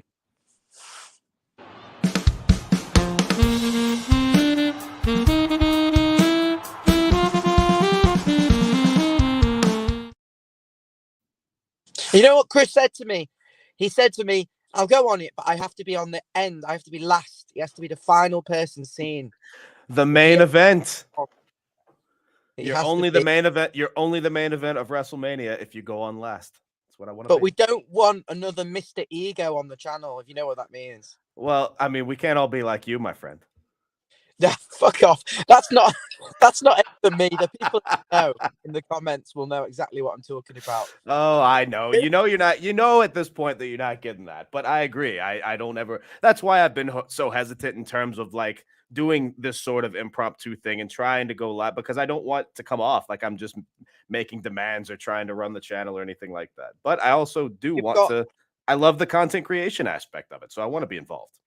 Listen, you've got a good audience. I've known a lot of our viewers for like 2 years now, and they're fantastic and very engaging in the comments. And there's 30 of them watching us now live on a Tuesday night. They could be watching the actual matches, but they're with you, Chris. They sit here watching and listening to you and me, but mainly you. And my squad. They like it, so keep going. And this content, if you're making 30 people happy, yeah, it's not an amazing amount compared to some of the views. You get 1,000 views, 2,000 views, whatever. But you're making good content. Jeff's coming in with a criticism. Jeff's got something to say. I swear I saw Jeff with a non-alcoholic beer. I'm counting that as alcohol. Stop it. With that 0.1% or whatever it is. Stop it. To be fair, I didn't see Jeff drink. I didn't see him have a glass. I thought I saw Jan with a Guinness in front of him, but maybe Jan drank. Jan had more than me. Yeah. Well, wait. If he had more than you, then that means all he had was a little bit. You said you didn't have a thing. I'm not going to confirm how much he drank. I don't want to speculate for legal reasons. But he did. He did consume something. Can't guarantee. Might have just been one sip, but there was a Guinness in front of him. But to be fair, Jan, I don't think usually describe. I'm trying to think of when I bought Jan a pint when I was over last time. He was just, yeah, I'll have whatever. I don't know if he has a favorite. He's not a big drinker. And I, Chris, from my job, I sing at weddings, I sing at parties, I entertain, I'm a DJ. Humble brag, yeah. So you see a lot of drunk people all the time at parties, and you actually get numb to it, and you lose interest in having a drink, really. Couldn't agree more. You realize I have played and dealt poker for 10 years, so I babysit drunks all the time. You let them get drunk while you take their money. That helps, yeah. And if you want to learn, Go on at Real Domino Chris on all platforms. Look, we let him advertise. Look, that's his payment. No, I'm pointing at admin. But Yeah, yeah, it's a with Chris. But yeah, I am slightly worried that he is now the main dog, and when he comes over to England and he's at every single game, we'll be back at square one, and it'll be Jeff on his own trying to turn his laptop on and winding up the internet connection. Here's what we'll do. If When you're that's the better. case and I'm coming over for home and aways or whatever, I'll record 2 long videos beforehand, one for a win, one for a loss, and maybe one for a draw as well. But we'll play whichever one suffices in each case. If we win, then it's a Well, celebratory video. that would have worked really well 6 months ago because it's so predictable. You could just do one video, which is and Lampard again, he's stupid Yeah. fortune, and it's it was an own goal, another penalty, and you just play It's it, no subs. What's he doing? played it round the back too many times, and yeah, or it would be Neil Mopay, and then now it's a little bit more different, isn't it? Like Everton we play with a plan, we play with a purpose. We're quite good. There's a passion. There's a fight. It's Dogs of War, part 2, if you like. Jeff talked a little bit about that yesterday. It's a team that you actually enjoy watching, knowing that they're going to put in a shift and knowing that it's not the end of the world if they go down 1-0 or whatever the case. It's a lot more fun team to watch as of the last couple of months. And if you're an Everton fan, there's a lot of reason for optimism right now. Yes, we know where we still are on the table. All I'm saying is, in terms of how I feel about our chances now compared to a few months ago, it's night and day. Listen, with Sean Dyche, and I met Sean Dyche yesterday, and I said well done to him, by the way. And it was a very brief chat but I personally did meet Sean Dyche and said that to keep going because Chris is fucking fuming. If only he'd have joined the channel 3 months earlier and stayed over in the we'll get him next time. I would say no, they keep saying next time, but apparently after yesterday, I don't see us getting invited back to that box, so we'll see. Listen, a couple of them in the box were a bit loud and a bit drunk, but let's be honest, this is Everton fans at an Everton game. This isn't corporates in a corporate box, so I think we'll be fine, and we shall see. I hope you're right. Hopefully we'll be back. I'm sure we will. I hope anyway. Look, the content's good, and they know who we are, so we're fine, honestly. And it sounds like you might have made a couple of horrible seed in my head where that didn't exist. But what I was going to say was, what was my point? Sean Dyche. You met Sean Dyche. Talking about how different the club looks and how he's told them well done and like how, it's a different fight. Conversation because Mabsy decided to tell them that his girlfriend's a Blackburn fan. And I'm thinking, Mabsy, fuck off. This is the one opportunity you're ever going to get to meet an Everton manager directly in the face. And you're talking about how your bird supports Blackburn and he's a ex-Burnley manager. I thought, mate, literally just say, you could say anything. Like, will you do me a video from a channel, a 1-second clip saying subscribe to follow Everton? That's what I had in my mind. Hey, Sean, literally, can I just film you with a selfie going subscribe to follow Everton? Yeah, no problem. Oh, my friend's a Blackburn fan. Oh, blew my... Anyway, spoke to him. It was literally a very one-sided conversation. Mabsy was giving David Coote, as Robbie Pritchard said, a lot of abuse. Oh, my God. And I had to tell him off. I said, you can't do that in the box. You can do that in the state, but you could get evicted. I'm glad he didn't, especially given how if it was how it's been described to me, then I think we might have got a little bit lucky there. I think he could definitely hear what Mabsy was saying. He said you were blind, But to be fair, Yandalf did say to him he had his Spurs hat on, but I didn't think he was that bad up until half time. I think we cursed it. But, sorry, just very quickly, Chris, before I let you get back on, the point I was making was that Everton under Sean Dyche probably get 50 points over a course of a season and be more than comfortable. Yeah, it's one of those that it's almost.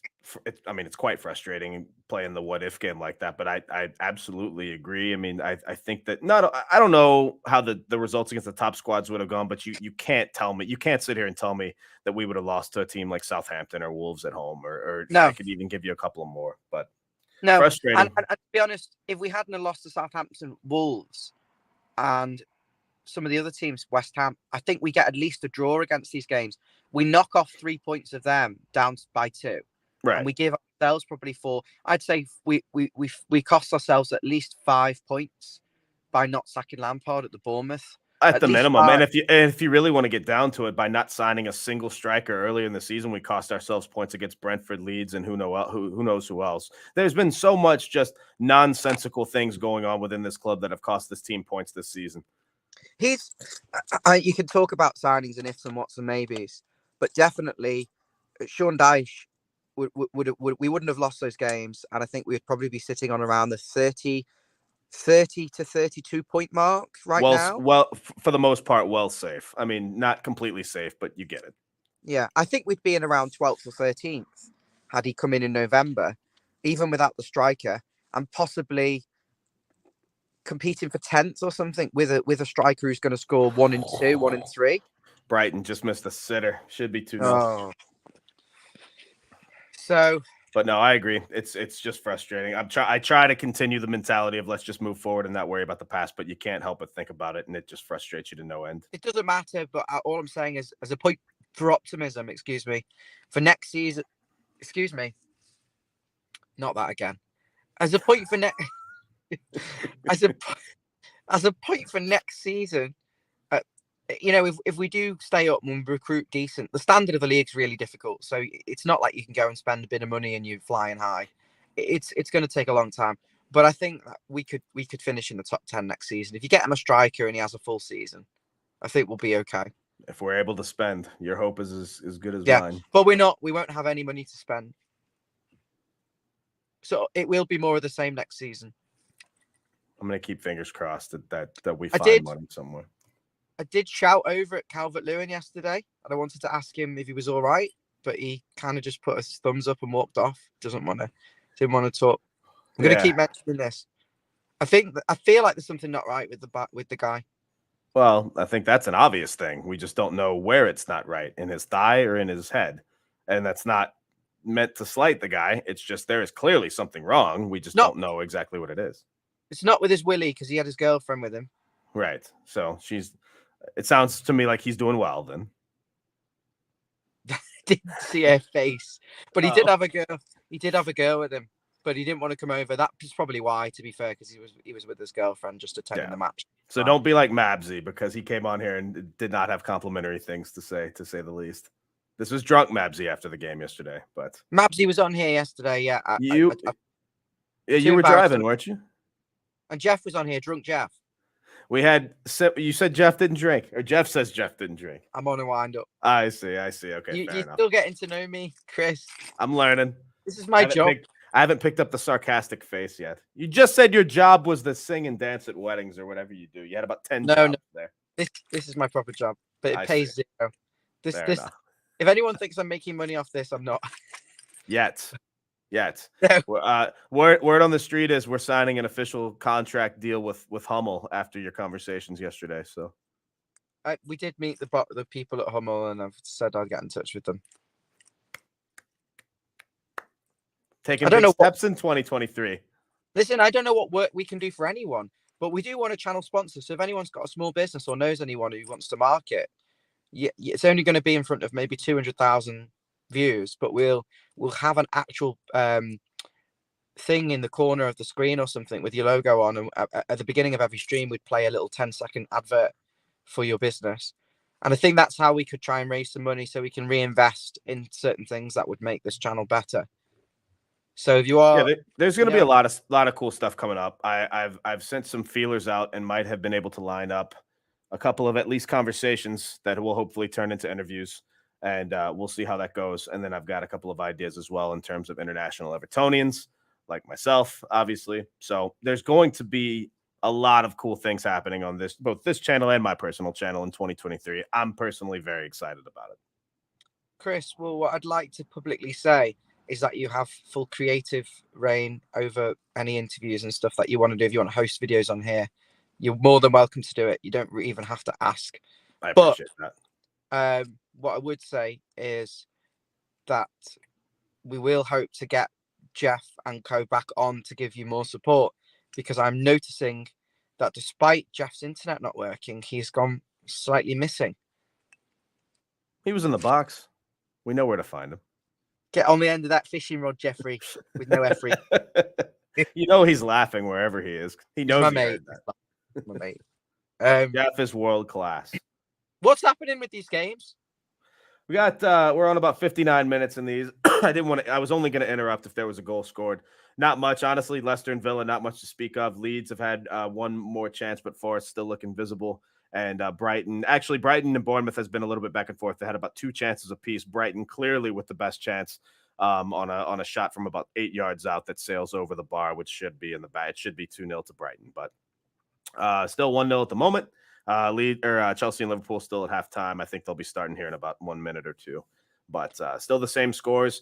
I'm fine with the way it looks right now. I don't care if Leeds get this win. I'm more than okay with the draw. Obviously, we want an Aston Villa win, but I'm more than okay with the draw. And if Bournemouth lose, that only helps us as well. So, we get kind of the best of both worlds. We get us not in the bottom 3, and then a couple of good results as well. So. To be honest with you, I would prefer a draw Leeds Forest, but I would prefer it, but I'm okay with this. I think I'm backtracking a little bit on my earlier comments. I think Forest winning would be worse. Earlier, I said it really didn't matter, but while it still technically doesn't, it's not the end of the world. I think Forest winning would be the worst result. So I would take this, and I expected Leeds to win going into this anyway. So yeah, that at home. So I wouldn't be overly pissed off if Forest and Leeds ends up with a Leeds win. I'd prefer a draw, and I really need Brighton to get a second goal and kill that off so I can stop thinking about that. The Leicester Aston Villa one, I really want Aston Villa to score, but I think a point at home from Leicester is probably to be expected against the mid. Leicester with a bit of a chance there. We'll see how long they leave. I mean, I don't see them taking them off, but you do wonder about Jamie Vardy sometimes and how long, if he can still play 90 minutes, because he hasn't done a lot of that this season. But it is interesting, though. Brendan Rodgers has been keeping Jamie Vardy on the bench. So the first thing the assistant does after Rodgers sacking is Vardy gets the start. So interesting footnote to the game, at least. We'll forgot about him. They thought he was finished. But say again? I forgot about Jamie Vardy, but maybe they thought that he was finished. Maybe with the fitness markers and stuff, it wasn't quite there. Yeah, I guess, but still, I mean, if you have a proven, a proven talent like Vardy and you're in a relegation scrap, you have to be giving him some minutes in some form or fashion, even if it's just not even necessarily a little bit of end. Give him the first half from a leadership quality perspective. That's how I see it, at least. Jeff's nibbled in the comments, but what I will say, Jeff, that's fair enough. But we're doing regular streams now, so we'd like to see you if you're not working and you've got nothing better to do. Or not.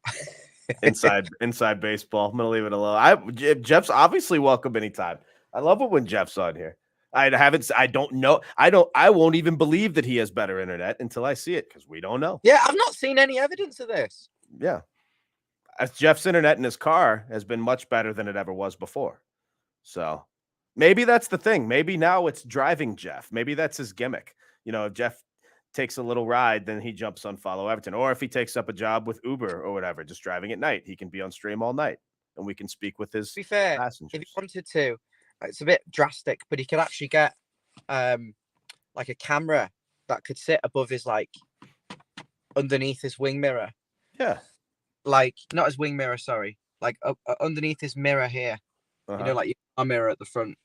And it's there. And then a wire goes down into maybe his phone. Uh-huh. And then he could he could do his trucker driving and he could just be on stream like that, talking to you. It wouldn't be too bad. And he could do that, I think, if he wanted. Ideas, Jeff. They're never ending. Get in there. I must have missed. Maybe he says, get in Chelsea. Oh, I am a little bit behind in that game. That's a goal for Chelsea. It looks like it's either, hang on, let's go back and see. It might be Kai Havertz. Yep, Havertz with a goal. That's 1-0 to Chelsea. Oh, guessing! Chris, I want more energy, man. I had to make sure that it wasn't going to get chalked off. It looks like it's a good through ball. Let's go back to that now. Oh, we've got a goal for Chelsea down at Stamford Bridge. Oh, my God, it's Kai Havertz. Oh, yes. Get in. They are in there. Yeah, it's a good finish. It's a weird finish. It's on his left foot off Allison. Oh, I tell you what, that one might come back. Oh, that's not going to be a goal. Okay, so it comes off Allison and then comes off Havertz's elbow. I'm 95% sure that's coming back. What? Not again. Could he get out the way? Yep. Overturned. 0-0. Oh my God. This is why I don't bring the immediate energy, because I'm never going to trust VAR. That's 2 goals for Chelsea been chalked off. On 50 minutes, it's still 0-0. Piss off. This is literally what happens every time they play Chelsea. Yeah, my Chelsea. I should have known, given that my Chelsea mate is texting me right now. 0-0. They get and Chelsea, as I say, miss loads of chances and get goals ruled out. Do you remember the Lukaku one in the FA Cup final? It was a whisker offside. Right. Offside is offside, say the VAR defenders, right? No score in the other games as well. I tell you this, though, Bournemouth are looking like Bournemouth again. They're up for this challenge, and they really look like they're obviously going to try and scrape something out of it. Brighton, with a couple of players writhing on the ground, Brighton have upped their shithousery game in the second half to the point of stalling with the ball, and Bournemouth are kind of not losing their heads, but getting a little upset with that, and we'll see if that goes anywhere. But still 1-0 to Brighton as of now. Villa with a little bit of a threat. Looks like a corner for Villa. Would love to see them go up 2-1. And then Forest really still haven't shown up that much. 68 minutes in most of these games. Ladies and gentlemen. I miss the days of non-relegation battle when we were just crap, but nothing too bad. Yeah, when this could just be a fun, casual. I mean, I could still do this, and we could still watch all these 4 games, but we certainly wouldn't be as, actually emotionally invested in every single one of them. It would be more of a social thing. And even last night at the match, as good as it was as an experience, I would have enjoyed it a lot more of it just being a kind of boring mid-table sort of 12th, 13th place, sort of crumbling along on the beach finish. Right. It's when our existence is now being questioned. It just makes everyone feel a bit flat. Technically, I'm watching 2 monitors, but I've got now 3. I've got the early 3 games on this monitor over here, and then the Chelsea and Liverpool one over here, which I'm trying to keep up with, but it's a little bit. I'm a little bit late on that one. Actually, I'll switch that up now. I'll put our stream on one, and then get the other side on this. So now we have 5. Let's give you a little glimpse into a peek behind the curtain, if you like. We have this screen over here has got 3 games on, along with my weight set over there. This one over here has got me and Ryan, and then Chelsea and Liverpool, and then one more quick airtime because my dog gets jealous. He's still living his best life in the same collapsed position. What a lad. What's he called? His name is Pavel. My favorite. I was into ice hockey growing up, and my favorite player was called Pavel Datsyuk, and so I named him after him from years ago. Very nice. Very nice. The setup's good. So you just get the streams for free because you're in America and you just stick it on. Technically, it is a streaming service, but it's peanuts, something like $10 a month. And then that's on all. If it's a national game, it's on a national channel, though I don't get those, but I use my friend's YouTube TV subscription. Yeah. So but as far as Peacock goes, I just put them all here. So you pay for a general Premier League streaming subscription, and you can watch all games, and you can actually have multiple screens open. Yeah, that was surprising to me because I had rarely tried this before. You've cracked something here. I wouldn't advertise it too much to other people, in case other channels copy us. But I would say that you're in America, so they're not going to be able to do that. Although we do get the streams. We do have a similar service over here, Chris, called Free Streams. Yeah, we don't condone that, though, do we? We definitely don't know how to go on totalsportech.pro and click on different streams and minimize them and have them open all at the same time. And we wouldn't advocate it. I don't think that would work on Jeff's computer. Oh, we have a red card. Oh no. It looks like Dewsbury Hall might have just been sent off for Leicester. Hang on, let's see. Yeah, that's absolutely a red. I want to see it. There's not much argument from what I can see, and he's looking off. Chris, more energy. I want to hear it I'm reporting the way I report. You ease up over there. Okay, they're not showing this again, so let me see. He's looking off. He's looking very dejected here. I'm trying to go back. It looks like it's a second yellow. Let's see if this challenge warrants a second yellow. Sorry, I'm trying to catch up. What's that? Has he gone? Yeah, no, he's definitely off. I've rewound the foot. Oh, that's absolutely a second yellow. He's What? not even no complaining, no nothing. He's claiming at first he starts to claim a dive and then realizes he's got no argument whatsoever. Very You can clear rewind it. second yellow. Hmm? We can barely get a clear picture. Never mind rewinding and pausing. Yeah, Oh, great news! It's Leicester. They're down to 10 men at the King Power Stadium, and Aston Villa now with a great opportunity to take advantage of that one-man advantage. Can they do the job, Chris? see, that's your job. You're providing that analysis, and now I'm breaking up. I really think that's great. I mean, I'd be shocked if Villa don't win it now, given the amount of possession they've had in the first half.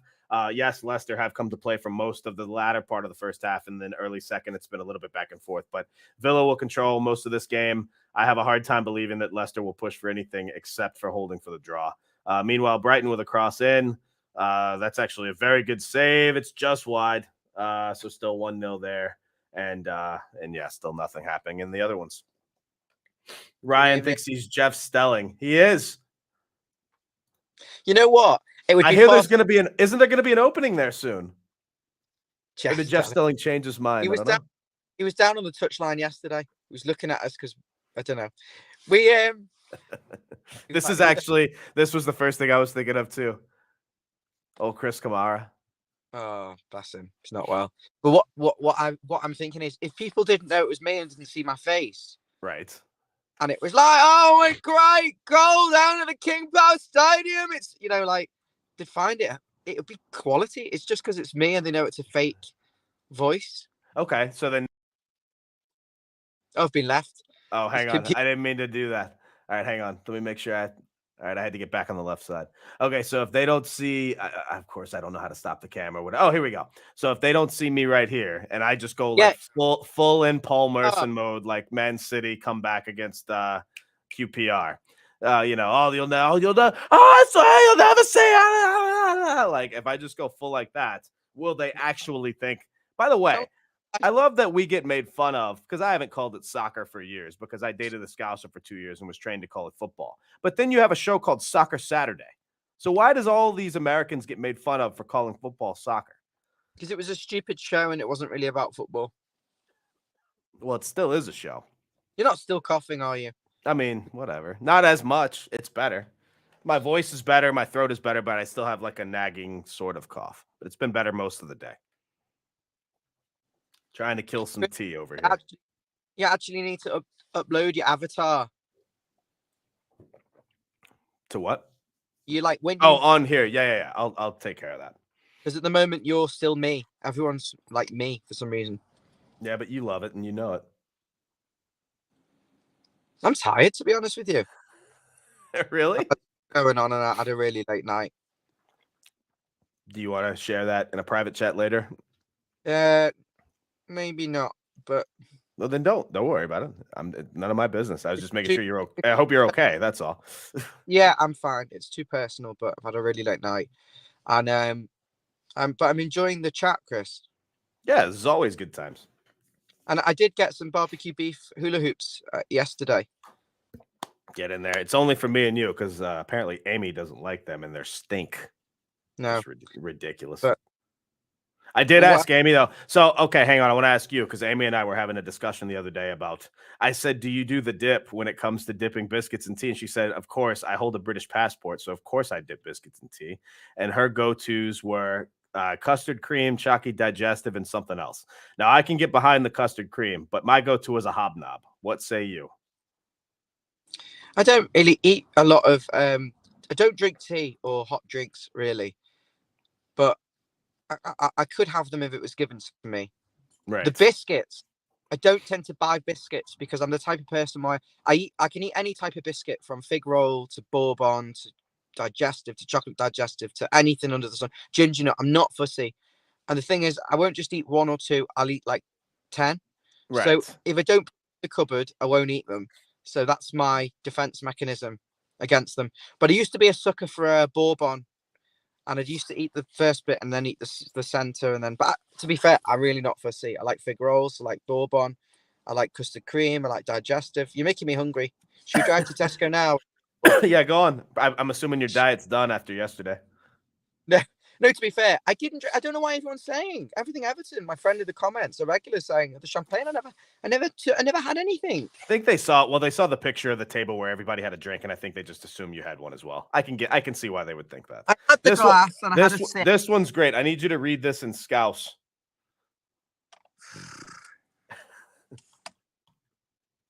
What do you say?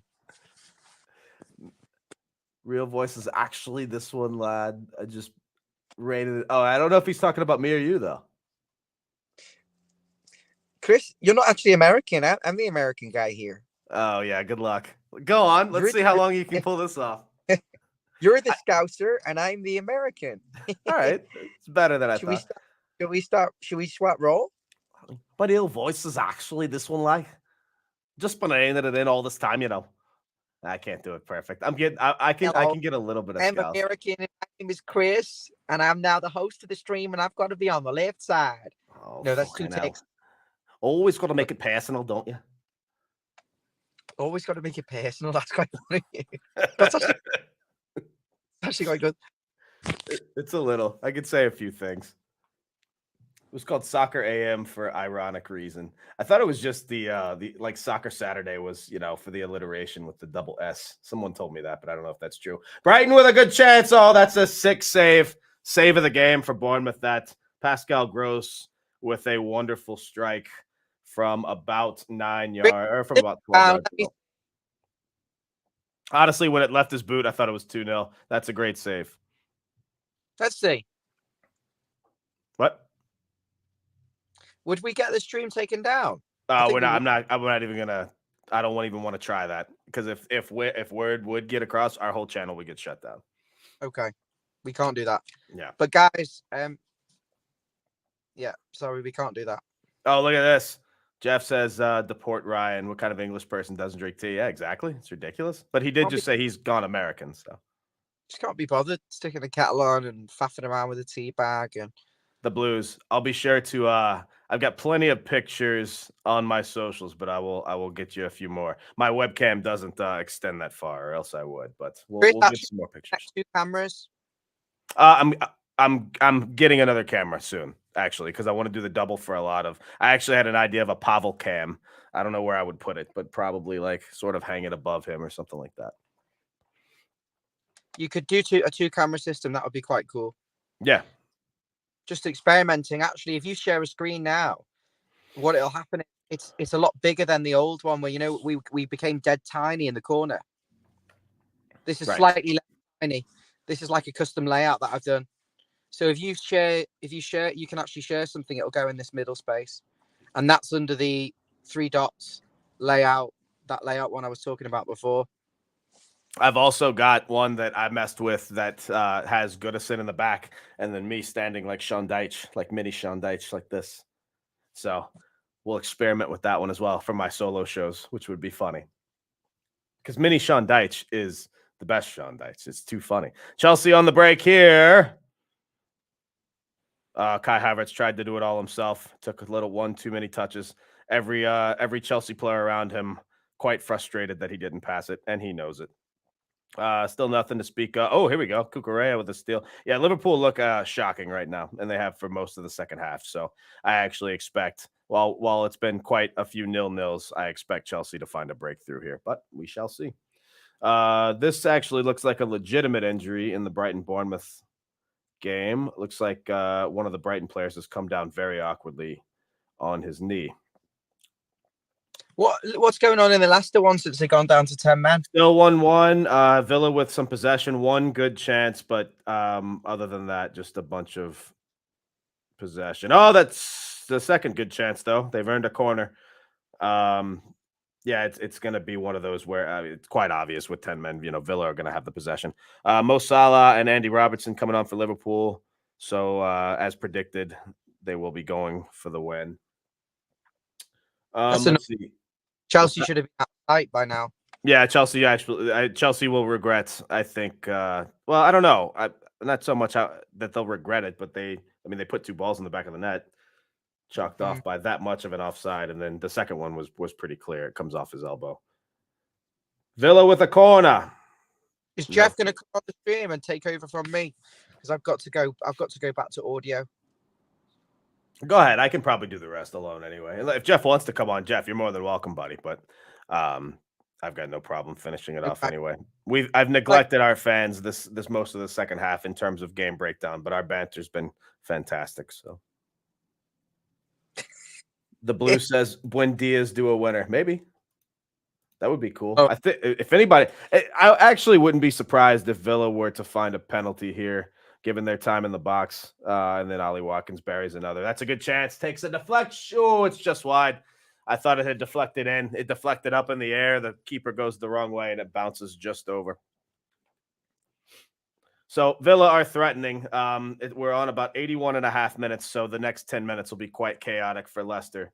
And this will be, I mean, it's not only a devastating thing that they'll lose it. If you get a second yellow, that's not a 3-match ban, but you do get obviously banned for a second yellow. So it's just one. So they'll be without Dewsbury Hall for next match, which is quite a big loss for a team like Leicester.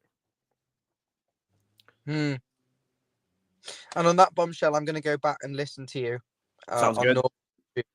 Because I'm feeling quite low on energy right now. So maybe you should have some tea. That's a good idea. I've actually got to go into my parents' house on holiday. I've got to go in and feed their cats and do the litter and stuff. So I'm going to go back onto audio and listen. Fair enough. Cheers, mate. Thanks for jumping on. Brilliant stuff. And that's Ryan, everybody.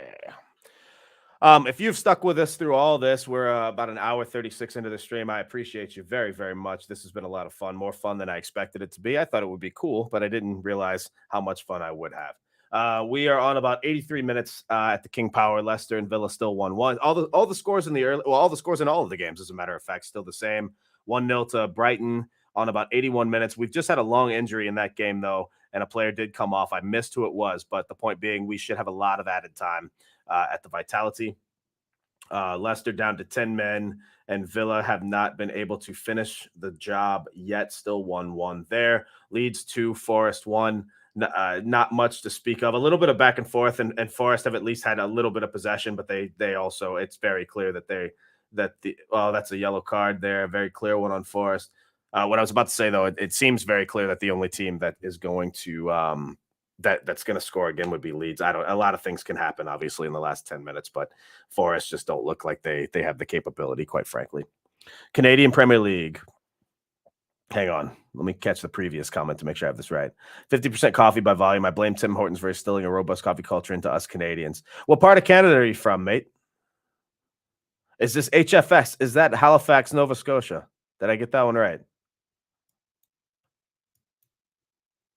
Also, how far is that? If it is Halifax, how far is that from Cole Harbour? I grew up a big hockey fan, so I know about Sidney Crosby and Nathan McKinnon. I think are both from Cole Harbour. So, because I know everybody Evertonian here came in to talk hockey today, right? 20 fights that broke out last season, 3 in week 1. There are considerably more penalties that get called in our league. Yeah, I want to say that's how the MLS was at the beginning too. I mean, at that point, though, especially in sports in America, that's why, football and basketball are such, they've made it to where it's an offensive league now, because everybody thinks that I'm the opposite, but everybody thinks that more scoring is always going to be better. In my opinion, that kind of diminishes the fact that when you do score, it's supposed to be a bigger moment. I'm not a big fan of basketball for that reason. I mean, now teams are averaging 110, 115, 120 points a game. So what does it even mean? What does a lead mean if you can just make a 3 and come back? Brighton on the break. That's a clear breakaway for Kaoru Matoma. He does pass it over. It's a shot. I think he hesitated. It looks like the shot taker hesitated because he thought there might be a penalty called. It looked a clear foul. Danny Welbeck might have been the shot taker there. Either way, Brighton's still 1-0. It's a great pass from Matoma over. No, it's not. Oh, he hands it off. My stream delayed a little bit there. Sully March. Oh man, Sully. If Sully just takes one touch and fires it himself, he's in better shape. Ryan's cat's name is Charlie, I believe. Yeah, Brighton have missed a number of chances to make this 2-0, and you have to hope that doesn't come back to hurt them. Still 0-0, Chelsea and Liverpool. Still the same scores all around, really. Substitution for Leicester City, or substitution for Villa, I should say. Leon Bailey coming on. and for Villa bringing on Luca Digne as well. Leicester with a free kick on 86 minutes here. What a goal this would be. Obviously, wouldn't be our best thing to see, but what a goal this would be for Leicester to lift their season up with 10 men. Yeah, it's a bit ridiculous in basketball purely due to the amount of baskets scored regardless, but it does feel like they're trying to rule goals out for any reason possible. Yeah, it's a bit I mean, well, we can have an entire separate show on VAR if we really wanted to and how nonsensical it is. Cucurella down clutching his face. I missed what happened, but you never know if that's legitimate or not. Dartmouth, which is the Birkenhead of Halifax and Cole Harbour, is actually quite close. Oh, very good. Okay, so I wasn't too far off. What do you think to the Musa Dembele links, Chris? Free transfer 4-year. Well, that's one of those where I will believe it when I see it, and I mean that in the sense that how many players have we always been linked to every transfer window? It's like how close. I had almost believed that we. Oh, that's a goal! It's a goal at King Power. Villa 2, Leicester 1. I'll get to that in just a bit. This is obviously more important. Villa have taken the lead. I missed how it was built up, but we'll catch you up here in a second. That is 2-1 to Villa, and that's a big result. It was not Ollie Watkins this time. I have confirmed. I want to say it was yes, it was the younger Traore here. All right, so Leicester with a bit of possession. Leicester try to play it back. Oh, it's a horrible turnover. Wow, and Traore on the one touch. Oh, that's a horrible mistake from a Leicester defender, or a Leicester midfielder, I believe. Gives it right to Traore on a silver platter, and he takes it one touch. Credit where it's because he could have absolutely. Another day, he's going to take one more touch and try to make some weird possessive thing happen, but that's a goal. Right on the one touch, right where it needs to be, over the keeper. Goal!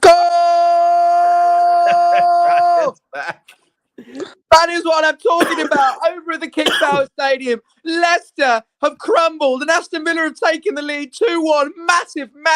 Massive goal in the relegation battle. And how does that affect Everton, Chris? Well, I believe that puts Leicester now 2 points below. It leaves them down firmly in 19th. The table has not updated yet, but they will be firmly in 19th. 29 matches played and 2 points below Everton, 2 above Southampton, and really 2 points below Bournemouth if that result stays as well the way it is. So Leicester will be in quite a lot of trouble if they do drop this game. And it's the most Leicester thing that we could see because it had nothing to do with having the 10 men. It's just a simple defensive blunder on Leicester's part. Chalked up or served up, I should say, on a silver platter, and Traore made no mistake whatsoever. It's 2-1 to Villa. Bournemouth with a little bit of a threat in that game as well. You hope Brighton have missed at least 3 chances I can think of in the last 20 minutes, and you hope that doesn't come back to bite us. But I don't see Villa giving this lead up. We shall see. Like I said, there should be a fair amount of added time, but we're currently into the 90th minute, so I will keep you updated on that. Oh, I thought Ryan was still here. I thought he was going to keep going. Okay, no, it's just me. All right. 2-1 to Villa, 2-1 to Leeds into the 90th minute there as well. A Leeds player is on the ground. Brighton now pushing. Brighton have numbers going forward. We shall see. That's a great pass on the left side.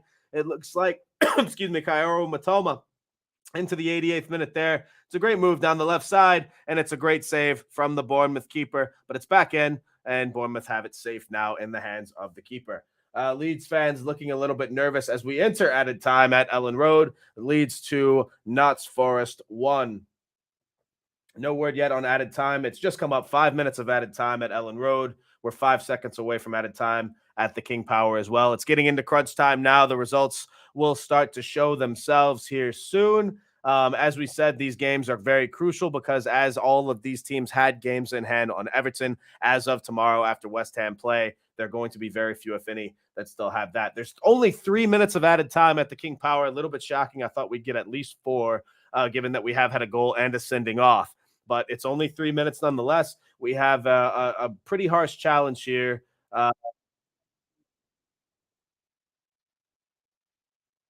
Leicester claiming that that's violent from Aston Villa. I don't see it whatsoever. I think that's Leon. It's either Leon Bailey or Traore. I'm not sure. Whatever the case is, 89 minutes now played at the Vitality. It's still Bournemouth 0, Brighton 1. A little bit of a coming together here. A little bit of just words exchange, nothing more than that. No hands to the face, because we all know what happens if that happens.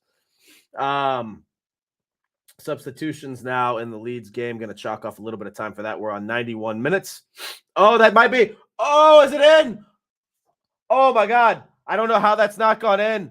Leicester with a glorious chance to equalize. How has that stayed out? Oh, that Leicester appealing for a handball, and their wishes might be given. We've got a yellow card shown. I think they've been given a penalty. I think it's a penalty to Leicester. Hang on, let's see. So it's a great chip. It's headed on. It looks to be a little bit offside. Harvey Barnes takes a touch. Oh, I don't know about that penalty shout. I must say they've given a penalty. I'm not sure if it's Tyrone Mings, the guilty party here. Oh, it's Watkins. So the Leicester man comes in. The Leicester player comes in and fouls the Villa defender here, and they're claiming penalty shout for the Villa defender. I want to say the Villa defender has been given a yellow, but I'm not sure that we're getting. I'm trying to keep you updated here as it's all happening very fast. VAR is checking this as of now. What a shocking turn of events after Villa scored no more than 5 minutes ago.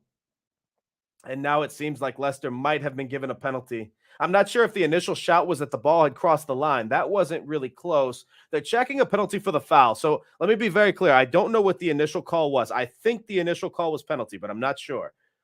We will see, though. Again, if they review this, if there is a foul, this looks to me like the foul is on Leicester. I would be shocked if this is held up, if the initial call was penalty. Hang on.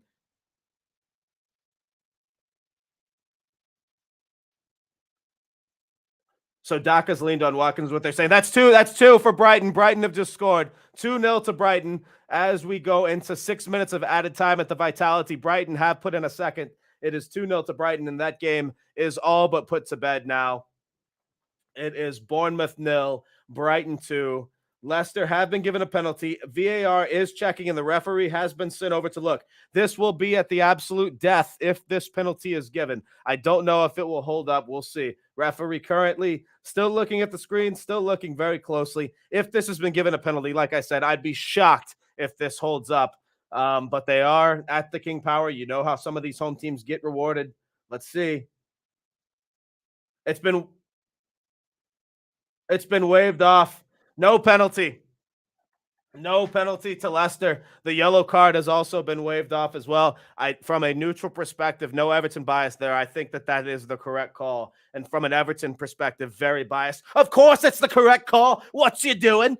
But back to neutral American Chris. Back to the other game as well, but this one accidentally got paused, so I'm about a minute behind. But Brighton have scored a second. I missed who it was, but it is a second for Brighton. It's 2-0 in that game. That game is pretty much, there's no way Bournemouth are getting 2 goals in the next 4 minutes. So that one is over. Bournemouth will remain on 27 points, which will leave us level with Bournemouth, but Bournemouth are now well behind us on goal difference. So they will be ending this game, or this day, I should say, in the bottom 3, provided that Forest's goal difference, because as of now, if I'm reading this correctly, Bournemouth should be on minus 30 goal difference, whereas Forest are on minus 28, both on 27 points. So as of now, Forest will be in 17th and Bournemouth in 18th, leaving Everton in 16th. But games are not over yet. They're just very, very close. We are in added time in all 3 of these games. We are... A Leeds player's just gone into the stands, but I'm not sure if he was shoved in. I just got the end of it as a Leeds player is going over. It's 2-1. We have played 95 minutes, and there were supposed to be 5 minutes of added time. So this one, the final whistle should be coming shortly. It's still 2-1 Villa. We're now 5 minutes into added time with a minimum of 3, and Villa have a corner. So that one is all but done with the final whistle there. Leeds coming in. The keeper is out. Leeds. Oh no, it's Leeds. Oh my goodness gracious! A clear breakaway, and the Leeds forward doesn't put it in. But the final whistle has gone regardless. So all that would have done was help their goal difference. But that game is finished at Ellen Road. It's Leeds 2, Leeds 2, Notts Forest 1, and Forest will. As predicted, I guess. Forest get nothing from this game. Some people, we were hoping for a draw. That's certainly, leave it up to you the way you want to see it. But that game is over. I'm surprised we haven't heard a final whistle, given that Villa do have the ball. That's a foul given. I'm not sure if it was in the box or on the edge, but regardless, I think he's given a penalty here. I don't know if this is on the edge of the box or in the box, but regardless, this game will be over. Yeah, it's on the edge of the box, so he's given a free kick. Regardless, we're 6 minutes now into added time. There was a delay for VAR, but with only 3 minutes of added time, you'd think the final whistle would have gone already. But nonetheless, we move on. The game still continues. Villa with a free kick on the edge of the box, up 2-1 at the King Power. Brighton now pressing for a third at the Vitality, and they might well get it here.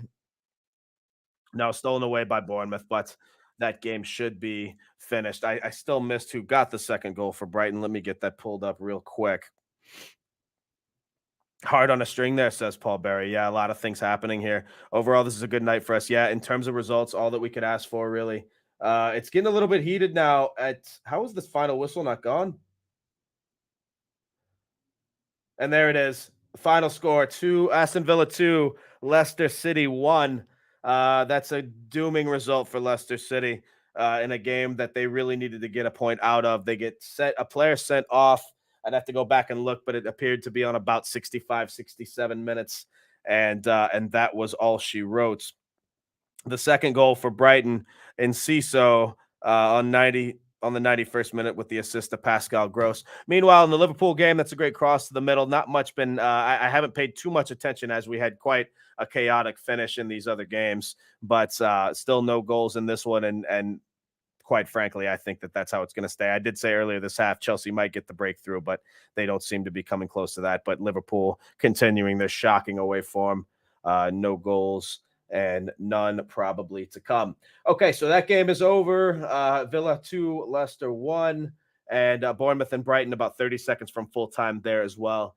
That game looks to be in the bag, barring some miraculous result, the likes of which we have rarely seen, unless, of course, Newcastle are visiting Goodison Park. But why would we bring up bad times if we've had good times? We've had good times.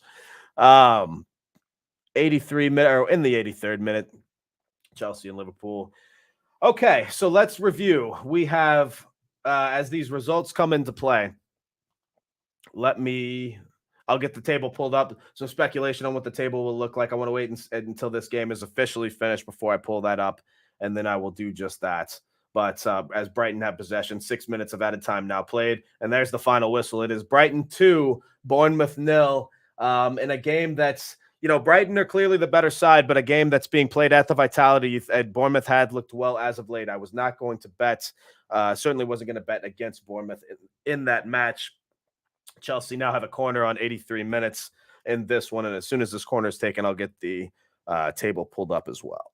Excuse me, forgive me a break. I thought I was over the sickness, but we still have a little bit left. So, excuse me. Thank you for bearing with me, everybody. Let's get the live table pulled up here.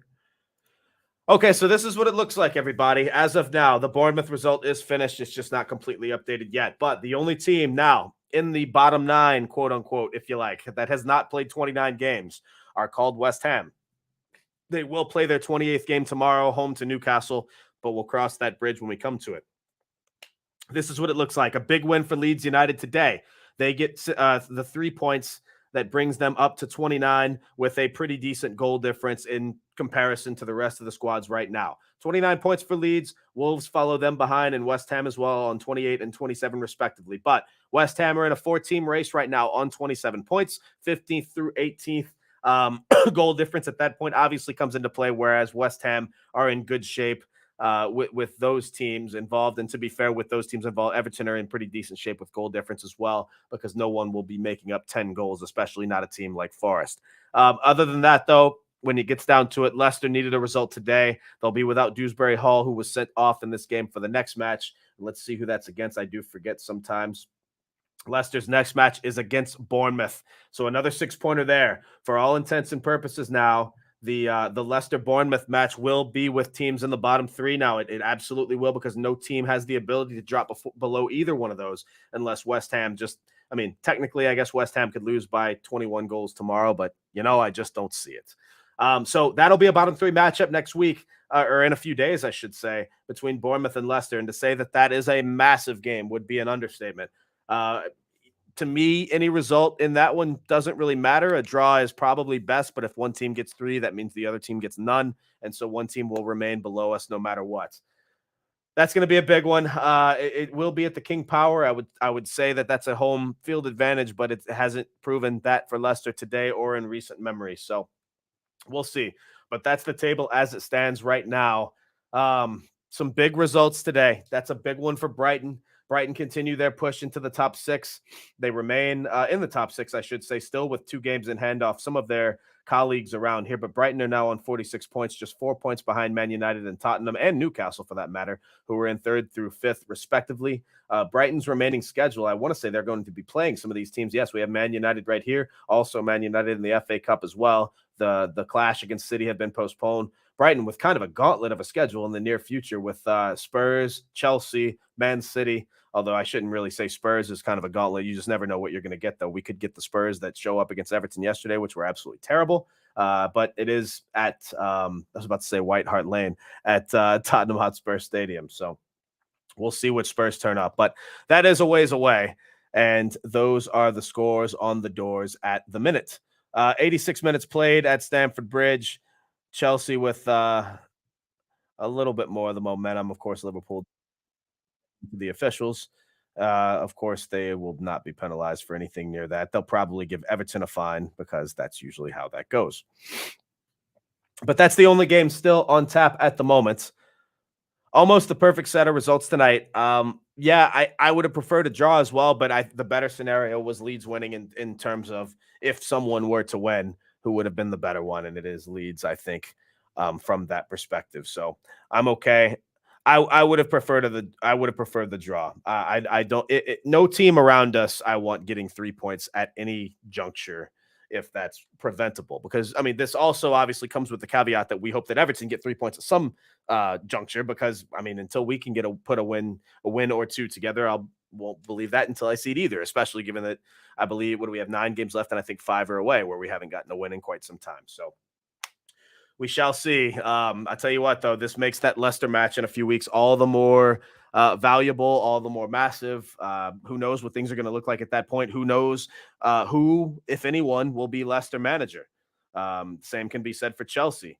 The same can be said, honestly, I'm not convinced that West Ham will have the same manager in a few weeks, because if they have a couple of losses, I know they did win a couple of days ago, but let's just say, for argument's sake, that West Ham were to have a couple of losses in the next couple of weeks. Are they going to stick with David Moyes, or are they going to follow the blueprint that these other teams around them have now created, that it doesn't matter how late in the season it is, we're going to, if you're not performing, we're going to give you the sack. 88 minutes played. It's a free kick to Chelsea. We'll see how this one finishes. Probably a 0-0 draw, if I had to guess. The PL will probably give us 3 bonus points near the end of the season because they love us so much. Yeah, of course. What a life that would be. I'm expecting... I don't think anything will happen with this fair play nonsense. I don't think we'll actually get points deducted. Having said that, if some just absurd ruling came out this season where we did get points deducted, nothing would surprise me at this point. But I don't think it will happen. So as it stands, the result, no matter the result in this Chelsea-Liverpool game, we will end this day 16th. A much better visual than when these matches started. Obviously, we were in 18th. Just the fact that they stepped on the pitch, because the live table did give a point, an updated table, and a point to some of these teams. So not a fun visual, but now we don't have to worry about that. We're still in 16th for the time being. Yes, we are tied on points with the teams that are near us, but it's just a better visual than it is having us in the bottom 3, plain and simple, or simple as you say overseas. So we'll carry this one into stoppage time. I don't foresee there being a ton of added time in this game, but we will check it out. Given that no team has really, I mean, Chelsea have had 2 goals chalked off, but other than that, there hasn't been any desperate saves by any means, unless I've just missed it. And to be fair, I haven't been keeping the closest of eyes on this game, but it has been in the background, and I haven't seen any replays of super close saves by any means. So we'll see who can threaten. Chelsea have been more on the front foot in the second half, but Liverpool are still Liverpool, and they do have goal scorers on their team. So we shall see. 15 seconds away from added time. West Ham have a tough run, and yeah, they also have a lot of they also have more games than anybody else. They have 11 Prem games left, and then they're still in the Europa Conference League as well. And at this point, we haven't even really touched on it much, but the fact that Ivan Toney's still playing is kind of ridiculous, but it's in our favor now, given that Brentford will be playing some of these bottom teams. So you want them at full strength. Chelsea shots taken a deflection, but it's right into the arms of Allison. There will be 5 minutes of added time in this match. We are into the 91st minute. This would be funny. Frank Lampard will be temp manager of Chelsea. I don't think that's going to happen, but it would be interesting just from an ironic or comedic standpoint. Leicester will be down before they play Everton. Yeah, there's no shot of that. That game, I believe, comes in match week 34, 33. I'm not sure. I'd have to go take a look. Regardless, that match is in a few weeks, and no team will be down except perhaps Southampton by that point. But listen, that game we're still going to have to be up for. I mean, we have looked a little bit better on the road as of late, but until we get that win, I'll believe it when I see it. So, but I do think I hope we win at the King Power, but we shall see. But no, I don't think Leicester by any means will be down by that point, given that they still, if that game still. If Dewsbury Hall doesn't get sent off in that game, I know Villa have looked better as of late, but for the latter part of that second half, Leicester did look the better side. A little bit of back and forth in the first 10, 15 minutes of the second half. Latter part of the first half, I should say. Leicester looked the better side. And in the early stages of the second half, it was a little bit back and forth. Leicester did look up for it. So if they don't go down to 10 men, that would have been interesting to see who does get that result. But regardless, they did. And Villa win that game 2-1. The point I'm making is Leicester at least still showed the fight and the quality needed. Not for the first 25, 30 minutes of the game, but it's a little bit of it's still there. They at least showed a little bit of potential, so I'm not going to count them out just yet. Vardy did play a lot of minutes today, and rumor was, he hasn't been playing much lately because can his legs still hold up? He's a bit up in age. Is that going to matter? I mean, you have to think you put your best 11 on, especially this weekend in the biggest Leicester Bournemouth for those two respective teams. This is the biggest game of the season to this point for both of them. So that'll be one for us to keep an eye on this weekend, as we won't be playing at the same time because if I remember correctly, we have the early kickoff this weekend. So it'll be 6:30 in the morning for me, which means our pre-match show when the team news comes out will be 5:30. So expect to see a very groggy and coffee filled Chris for that one, but that's okay. Brighton and who the hell beyond? All right, that's pretty good. Ryan said 0-0 to what? Not sure. Oh, for the Chelsea Liverpool match. Oh yeah, probably because I mean, just been absolute awful games between these two as of late. It'll be funny if they win the Conference League, get relegated. That would be funny. Kind of pulling in a way, kind of pulling a Wigan, winning something significant and then still getting relegated. I don't remember that year. Someone can help me out. What was that? 2013, maybe, when Wigan won the FA Cup but still got relegated. They can be the best team all game and still get battered. Yeah, interesting for sure. Offside decision here for Liverpool. We're on about 93.5 minutes. Not much happening. I know I'm kind of seemingly not talking about the game much is because there's not really much to talk about, but we are getting very close to the end.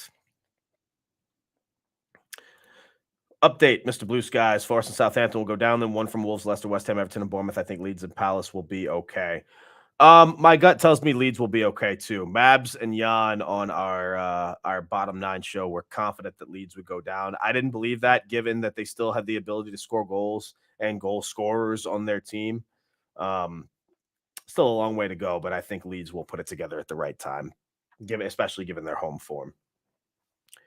Southampton, I think, are as good as down, and it's just so weird to think. Here's a shot. Oh, it's just over the bar. Oh, that's a great chance. Sorry, that's Enzo Fernandez. What a chance for Chelsea, right on the edge of the box. He takes one touch. It's from about 23 yards away. It really, to be fair, it looked a little better coming off his foot.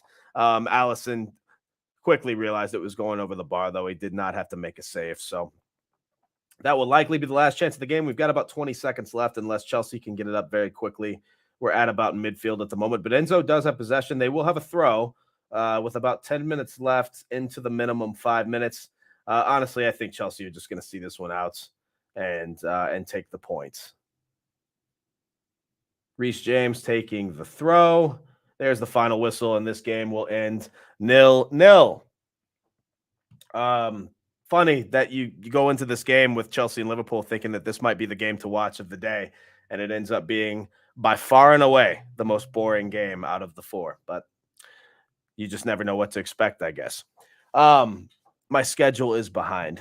Which one of you? Maybe you mean my stream. Whatever the case, that's fine. Either way, maybe I wasn't live, but it is over now.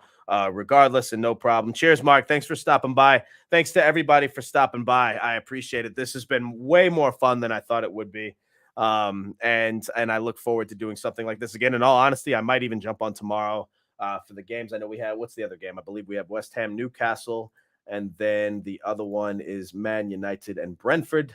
They're both at the same time, 8 o'clock p.m. your time, in the middle of the afternoon for me. So I'll likely jump on for those as well. If anyone wants to do so, we will have we'll have a little bit of a broadcast tomorrow. And if for some reason I don't, then I'll have a daily update. But I imagine I'll do this again, given that I don't have much to do during the day right now. And this is a lot of fun, and I enjoy it. Love all the content, and I love the coming together of us friends and enjoying it. Hey, listen, if you had a good time, please like, subscribe, and share, and tell everybody how much fun you had.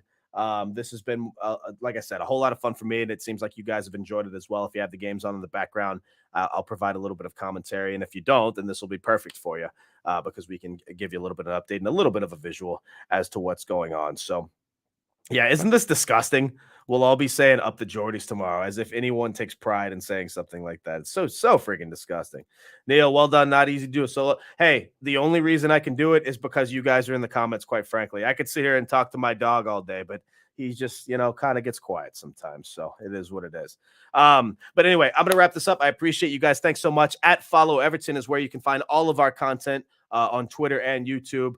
Jump into the archives if you haven't checked out shows like our post-match to Spurs and our Bottom 9 show as well. All great content with my mates overseas. And if you haven't checked out my personal channel at Real Domino Chris, both on Twitter and YouTube, I encourage you to do so as well. I will be uploading more content to that in the very near future in the next 2 or 3 days. But for now, this is your buddy, Domino Chris. I've had a great time, and we will see you tomorrow for more watch-along fun.